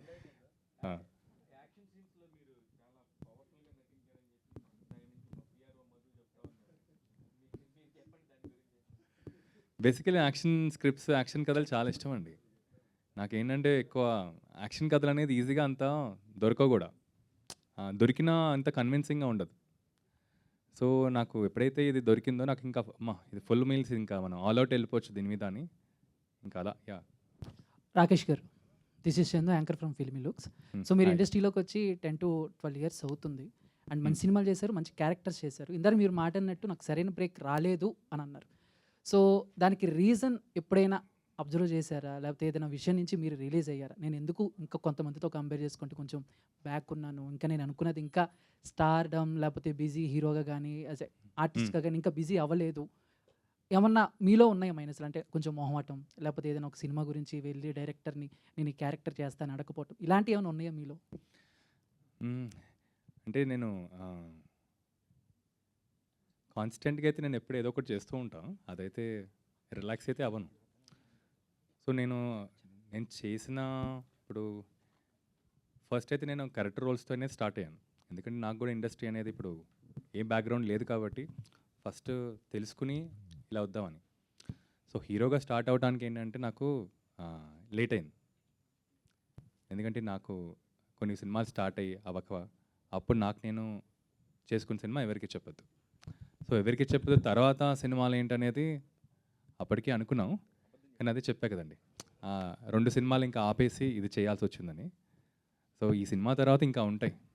అంటే లైక్ రియాలిటీ మాట్లాడితే అంటే రాకేశ్వర్ అంటే ఇండస్ట్రీలో పీపుల్స్ కొంతమందికి తెలుసు, బట్ బయట జనాలకి రాకేశ్వర్ అనగానే చాలా తక్కువ మంది గుర్తుపడతారు. అదే బాహుబలిలో ప్రభాస్ గారు తలనరికి వేస్తాడు కదా, ఆయన అనగానే అందరూ ఎక్కువగా గుర్తుపడతారు. ఈ సినిమా తర్వాత రాకేశ్వర్ రే అనే పేరు ఇక వినపడుతూ ఉంటుందా? లేకపోతే ఎక్కువగా రీచ్ ఉంటుందా జనాలకి అనేది? జితేందర్ రెడ్డి అని వినిపిస్తుంది థ్యాంక్ యూ అన్న. కొన్ని రోజులు. Thank you so much. Last question. Virinchi గారు జితేందర్ రెడ్డి గ్లిమ్స్ చాలా ప్రామిసింగ్ ఉందండి. సో ఇది 1980s జరిగిన అన్హిడెన్ అండ్ అన్స్టోల్డ్ స్టోరీ. సో ఈ మెటీరియల్ ఎలా గ్యాదర్ చేశారు మీరు? అంటే ఎవరికి తెలియని స్టోరీ ఇది, ఎలా ఎంతవరకు యాక్యురేట్గా తీశారు ఈ స్టోరీని? ఆడియన్స్ని ఎలా రిసీవ్ చేసుకోవాలి ఈ స్టోరీ నుంచి? అదే ఇప్పుడు యాజ్ ఏ బ్రదర్ ఆయనకి కొంత తెలుసు కదా. సో ఆయన ఈ స్టోరీ జరిగినప్పుడు ఆయన కూడా మొత్తం అంటే ఒక పర్సన్ కూడా బ్రదర్ అయినా కూడా డే అండ్ నైట్స్ ఉంటారు కదండి. ఆయనకు కొన్ని విషయాలు తెలుసు, వాళ్ళ జితేందర్ రెడ్డి గారి సిస్టర్ కొన్ని విషయాలు తెలుసు, వాళ్ళ మదర్కి కొన్ని విషయాలు తెలుసు, తర్వాత ఫ్రెండ్స్కి కొన్ని విషయాలు తెలుసు. మోస్ట్లీ ఎక్కువ ఫ్రెండ్స్కి తెలుస్తాయి కదా. ఆ ఫ్రెండ్స్ కూడా రకరకాల ప్లేసుల్లో ఉన్నారు, చాలామంది చనిపోయారు. సో వాళ్ళందరినీ కలిసి కనుక్కోవటం, సో అందరినీ ఒక 1 వీక్ వెళ్ళామాట. ఆ చుట్టుపక్కల ఊళ్ళో వాళ్ళ ఫ్రెండ్స్ అందరినీ వెళ్ళి వాళ్ళందరినీ కలిసి ఆ డేటా తీసుకున్నమాట. సో దాని నుంచి ఫైనల్గా ఇందులో మనం ఏదేది మనకి కథలో యాడ్ అవుతుంది అనే దాంట్లో అలా వర్క్ చేసుకుని చేసామాట. జితేందర్ రెడ్డి గారు ఇక్కడ మీరు స్టూడెంట్ లీడర్ అని చెప్పారు. సో కానీ ఇక్కడ గ్లిమ్స్లో చూస్తే ఒక సీన్ దగ్గర నక్సలైట్ సీన్స్ చూపించారు. సో జితేందర్ రెడ్డి గారికి నక్సలైట్స్కి ఏమైనా కనెక్షన్ ఉందా? ఉందండి. మీరు సినిమా చూస్తే ఇది ఒక్క దగ్గర ఇప్పుడు ఎలా పొలిటీషియన్స్ వచ్చి వెళ్తారు, నక్సలైట్స్ వచ్చి వెళ్తారు, ఈ స్టార్టింగ్లో కాలేజ్ ఎపిసోడ్ ఒకటి ఉంటుంది, ఇలా త్రూఅవుట్ ఆయన లైఫ్ స్టోరీ అంత ఉంటుంది కదా. సో అంద పేజెస్ వైజ్ అందరూ వచ్చి వెళ్తుంటారు అన్నమాట. మనం కనెక్ట్ అయ్యేది మాత్రం ఈయన సింగిల్ గోల్ ఉంటుంది ఓవరాల్గా. ఆయన సింగిల్ గోల్, ఆయన వెళ్ళే రూట్లో మనం కనెక్ట్ అయ్యి వెళ్తుంటాం అన్నమాట. ఆ గోల్ ఏంటి, ఆయన ఏ రూట్లో వెళ్తున్నాడు, ఆయన ఎంత ఇదిగా వెళ్తాడు అనేది సినిమా అన్నమాట. Last question please. చాలా రోజులైంది మిమ్మల్ని చూసి. ఎప్పుడో అంటే గ్లిమ్స్ కానీ లేకపోతే ట్రైలర్ లాంచ్ ఈవెంట్స్ కానీ, you have many friends in industry. మీరు ప్రొడ్యూస్ చేసిన సినిమాకే మీరు ఒక టాప్ హీరోని గెస్ట్గా తీసుకొచ్చారు. బట్ దీనికి ఎందుకు తీసుకురాలేదు? ఫ్యూచర్లో ఏమైనా తీసుకొస్తారా లేదా అంటే ఏం చెప్తారు? ఇది కావాలని మనం అవాయిడ్ చేసామండి ఈ ఈవెంట్కి అయితే. ఎందుకంటే ఇది జస్ట్ పర్సనల్గా మన టీము అండ్ మీడియా అండ్ చుట్టుపక్కల ఉందామని అలాగా పెట్టుకున్నాం. సో సిన్స్ మనకి అడిగారు కాబట్టి నెక్స్ట్ ట్రైలర్ ఈవెంట్ అనుకుంటున్నాం. So trailer event followed by pre release and so ఇది సో డెఫినెట్గా అప్పుడు ఇంక్లూడ్ చేద్దామని. అన్నయ్యని పిలిచే ఛాన్స్ ఉందా ప్రభాస్ గారిని? ఓకే, చూద్దాం, ట్రై చేస్తా, వేచి చూద్దాం. లాస్ట్ సార్, మీరు యాక్టింగ్ చేశారు అండ్ ప్రొడక్షన్ కూడా చేశారు ఇప్పుడు రీసెంట్గా. సో బోత్ బ్యాలెన్స్ చేసుకుంటూ ఇప్పుడు ఈ ప్రొడక్షన్ చేయడం అనేది అంత ఈజీ కాదు. ఎందుకంటే మీరు దగ్గరుండి ఆ సెట్స్లో ఏం జరుగుతుంది చూసుకుంటూ మీరు ముందుకెళ్ళాలి. అట్ ద సేమ్ టైం ఇది చేసుకుంటూ వచ్చారు జితేందర్ రెడ్డి అనేది. సో రెండు కంపేర్ చేసుకుంటే విచ్ వన్ యూ ఫీల్? అంటే మీరు ముందు నుంచి యాక్టింగ్లో ఉన్నారు, సడన్గా ప్రొడక్షన్లోకి వెళ్ళడం అండ్ ఏది డిఫికల్ట్గా మీకు అనిపిస్తుంది? ఏ దాని మీద ఎక్కువ బేస్ అవుదాం అనుకుంటున్నాను? ఓకే, సో బేసికలీ ఛాలెంజింగ్ అయితే ప్రొడక్షనే ఉంటుందండి. ఎందుకంటే ఇప్పుడు యాక్టింగ్ అంటే ఇప్పుడు నేను ఒక్కడనే నన్ను నేను మేనేజ్ చేసుకోవాలి అంతే. ఇప్పుడు ప్రొడక్షన్ అనేది చాలామందిని మేనేజ్ చేయాలి అండ్ కమ్యూనికేషన్లో ఉండాలి. So to answer your question, production అనేది మచ్ ఛాలెంజింగ్. అలా అని చెప్పి నాకేంటంటే ఎంజాయ్ చేస్తాను ప్రొడక్షన్. ఎందుకంటే నేను మోర్ ఓవర్ ఇప్పుడు నేను ప్రొడ్యూస్ చేసే సినిమాలన్నీ కొత్త డైరెక్టర్స్తో లేకపోతే కొత్త యాక్టర్స్తో అలా పనిచేయాలనుకుంటాను, కొత్త టెక్నీషియన్స్ అని. సో ఇది నా అజెండానా లేకపోతే గోల్ అనుకోండి. సో అది నాకు ఇష్టమైంది ప్రస్తుతానికి. ఓకే, ఇంకొక క్వశ్చన్ వస్తుందేమో అని మేము వెయిట్ చేస్తున్నాం ఇందాక నుంచి. మైక్ అక్కడ ఉంది కానీ అమ్మాయి అడగట్లేదు, అడిగే అవకాశం ఇవ్వట్లేదు ఎవరు. అందుకే మైక్ ఇచ్చి మరి అవకాశం చెప్పండి, అడగండి. సో హాయ్ రాకేష్ గారు, I'm Anjali from TFPC. Hello. So బేసికల్గా ఒక పొలిటికల్ లీడర్ క్యారెక్టర్ చేయాలి అని అంటే మనకి థ్రెట్స్ కూడా కొన్ని ఉంటాయి. సో మీరు జితేందర్ రెడ్డి క్యారెక్టర్ చేయడానికి ఒప్పుకున్నప్పుడు ఏమైనా అంటే లైక్ ఇలాంటివి ఏమైనా బ్యాక్గ్రౌండ్ సర్చ్ చేశారా? లైక్ థ్రెడ్స్ లాంటివి ఏమైనా ఉంటాయని. అండ్ అలానే డ్యూరింగ్ ద షూటింగ్ పీరియడ్ ఏ సీన్ చేసినప్పుడు మీకు చాలా కష్టం అనిపించింది, ఇంకా ఎక్కువ ఇన్వాల్వ్ అయ్యి చేశారు? ఫస్ట్ క్వశ్చన్కి అయితే థ్రెడ్స్ అనేది ఎవరిని టార్గెట్ చేయట్లేదండి, సినిమాలో టార్గెట్ చేయట్లేదు కాబట్టి. సో నాకు ఇప్పుడు కథ విన్నప్పుడు కూడా ఈవెంట్స్ అనేది వీళ్ళని తక్కువ చేయటమో లేకపోతే వీళ్ళని ఎక్కువ చేసి చూపెట్టడం అలా లేదు. సో క్లీన్గానే ఉంటుంది. సో థ్రెడ్స్ అనే వరకైతే ఆలోచించలేదు. అండ్ సీన్ అంటే లైక్ ఏ సీన్ చేసినప్పుడు బాగా ఇన్వాల్వ్ అయ్యారు? యా సో కొన్ని సీన్స్ ఉండేయండి. ఫస్ట్ హాఫ్లో కొన్ని సీన్స్ ఉంటాయి, చాలా ఇంట్రెస్టింగ్ సీన్స్. అండ్ సెకండ్ హాఫ్లో ఎస్పెషలీ నా కాన్ఫిడెన్స్ ఏంటంటే ఈ సినిమాకి హార్ట్ అనేది క్లైమాక్స్. సో నాకు ఒక్క టెన్షన్ ఎప్పుడు ఉండేదంటే క్లైమాక్స్ ఎలా వస్తుంది. ఎందుకంటే ఆ క్లైమాక్స్ వస్తే సినిమా అనేది స్టాండ్ అవుతుందని నాకు కాన్ఫిడెన్స్ అది. సో క్లైమాక్స్ బాగా వచ్చింది అండ్ నా ఫేవరెట్ సీన్ అయితే ఆ క్లైమాక్సే. This is the last one. So trailer teaser release అయిన తర్వాత, ఫస్ట్ గ్లిమ్స్ రిలీజ్ అయిన తర్వాత ఇండస్ట్రీ నుంచి వచ్చిన ఫస్ట్ రెస్పాన్స్ ఏంటి అండ్ ఎవరి దగ్గర నుంచి వచ్చింది? ఇప్పుడే రిలీజ్ అయింది కదా, ఒకసారి ఫోన్ చూసుకుందాం తర్వాత మెల్లిగా. అసలు ఆ చాయిస్ ఇవ్వలేదు, ఆ ఛాన్స్ ఇవ్వలేదు మనం. ఇప్పుడే గ్లిమ్స్ వచ్చింది. కాదు, యాక్చువల్లీ మెన్షన్ చేశారు జితేందర్ రెడ్డి గారు నాట్ పొలిటీషియన్ అని చెప్పి, ఈజ్ అ స్టూడెంట్ లీడర్ అని. ఫస్ట్ రెస్పాన్స్ మీ దగ్గర నుంచి వస్తే బాగుంటుంది. ఏమనిపించింది? What you feel? బాగుంది, very nice, thank you so much. Wait for it. May I Virinchi గారు. ఫస్ట్ లాస్ట్ క్వశ్చన్ అని గత 10 క్వశ్చన్ల నుంచి అంటున్నాను నేను. లాస్ట్ ఏంటో అర్థం కావట్లేదు. అడగండి, పర్లేదు అడగండి. ఇక మైక్ ఎలాగో హాయ్ విరించి గారు. మీరు ఒకటి చెప్తున్నారు, అది గుర్తుపెట్టుకోండి. అది మళ్ళీ యా నేను కంటిన్యూ చేస్తాను. సారీ చెప్పండి. I'm Mohan from Andhra Jyothy. His story needs to be told and అదేంటంటే హిస్టరీ అండ్ హిస్టోరీ రెండు కలిపి పెట్టారు, అది చాలా బాగుంది. అండ్ ఇంకోటి ఏంటంటే మీరు జితేందర్ రెడ్డి గ్రేట్నెస్ని పీపుల్కి ఇంట్రడ్యూస్ చేయాలనుకున్నారు, but it's coming in the time of elections. So ఇది ప్రజెంటే ఎలక్షన్స్ మీద ఏమైనా ఇన్ఫ్లుయెన్స్ చేస్తుందా ఈ స్టోరీ కానీ, ద టేకింగ్ ఇట్స్ ఐడియాలజీ? అసలు ఎలక్షన్స్కి ఇప్పుడున్న గవర్నమెంట్కి దేనికి సంబంధం లేదండి. ఇది ఓన్లీ ఒక లార్జర్ దాన్ లైఫ్ క్యారెక్టర్ అంటున్నా కదా, సో చాలా డ్రామా ఉంటుంది. సో మీరు ఒక యాక్షన్ స్టోరీలో ఒక రివెంజ్ డ్రామా ఉంటుంది కదండి, ఇది ఒక జస్ట్ సింపుల్గా చెప్పాలంటే ఒక రివెంజ్ డ్రామా. సో అంతకు మించి పొలిటికల్గా పెద్ద ఆలోచించడానికి ఏమి ఉండదండి. అండ్ ఇంకోటి ఏంటంటే ఇదంతా మీరు just you heard about him but you don't see him. So ఇక్కడ ఫిక్షన్ ఎంత ఉంటుంది అండ్ క్రియేటివ్ లిబర్టీ ఎంత ఉంది? క్రియేటివ్ లిబర్టీ తీసుకున్నది కూడా ఏంటంటే ఆయన క్యారెక్టర్ని తగ్గకుండా ఆయన దేనికోసం పోరాడుతున్నాడో, ఆయన కాజ్ ఏంటో, సో ఆడియన్స్ కనెక్ట్ చేయడానికి కోసం ఏదైతే యాడ్ చేయాలి అవే యాడ్ చేసామన్నమాట. పర్సంటేజ్గా కింద చెప్పలేదు కానీ ఒక ఎమోషనల్ జర్నీగా ఆయన్ని యాజ్ ఇట్ ఈజ్గా ముందుకు తీసుకెళ్ళడానికి వెళ్ళాము. సో ఆ విధంగా చూస్తే ఇప్పుడు అంటే ఇది యాడెడ్, ఇది ఒరిజినల్ అని చెప్పడానికి లేదన్నమాట, అన్నీ మెర్జ్ అయి ఉన్నాయి. Yeah thank you so much. Thank you media for your questions.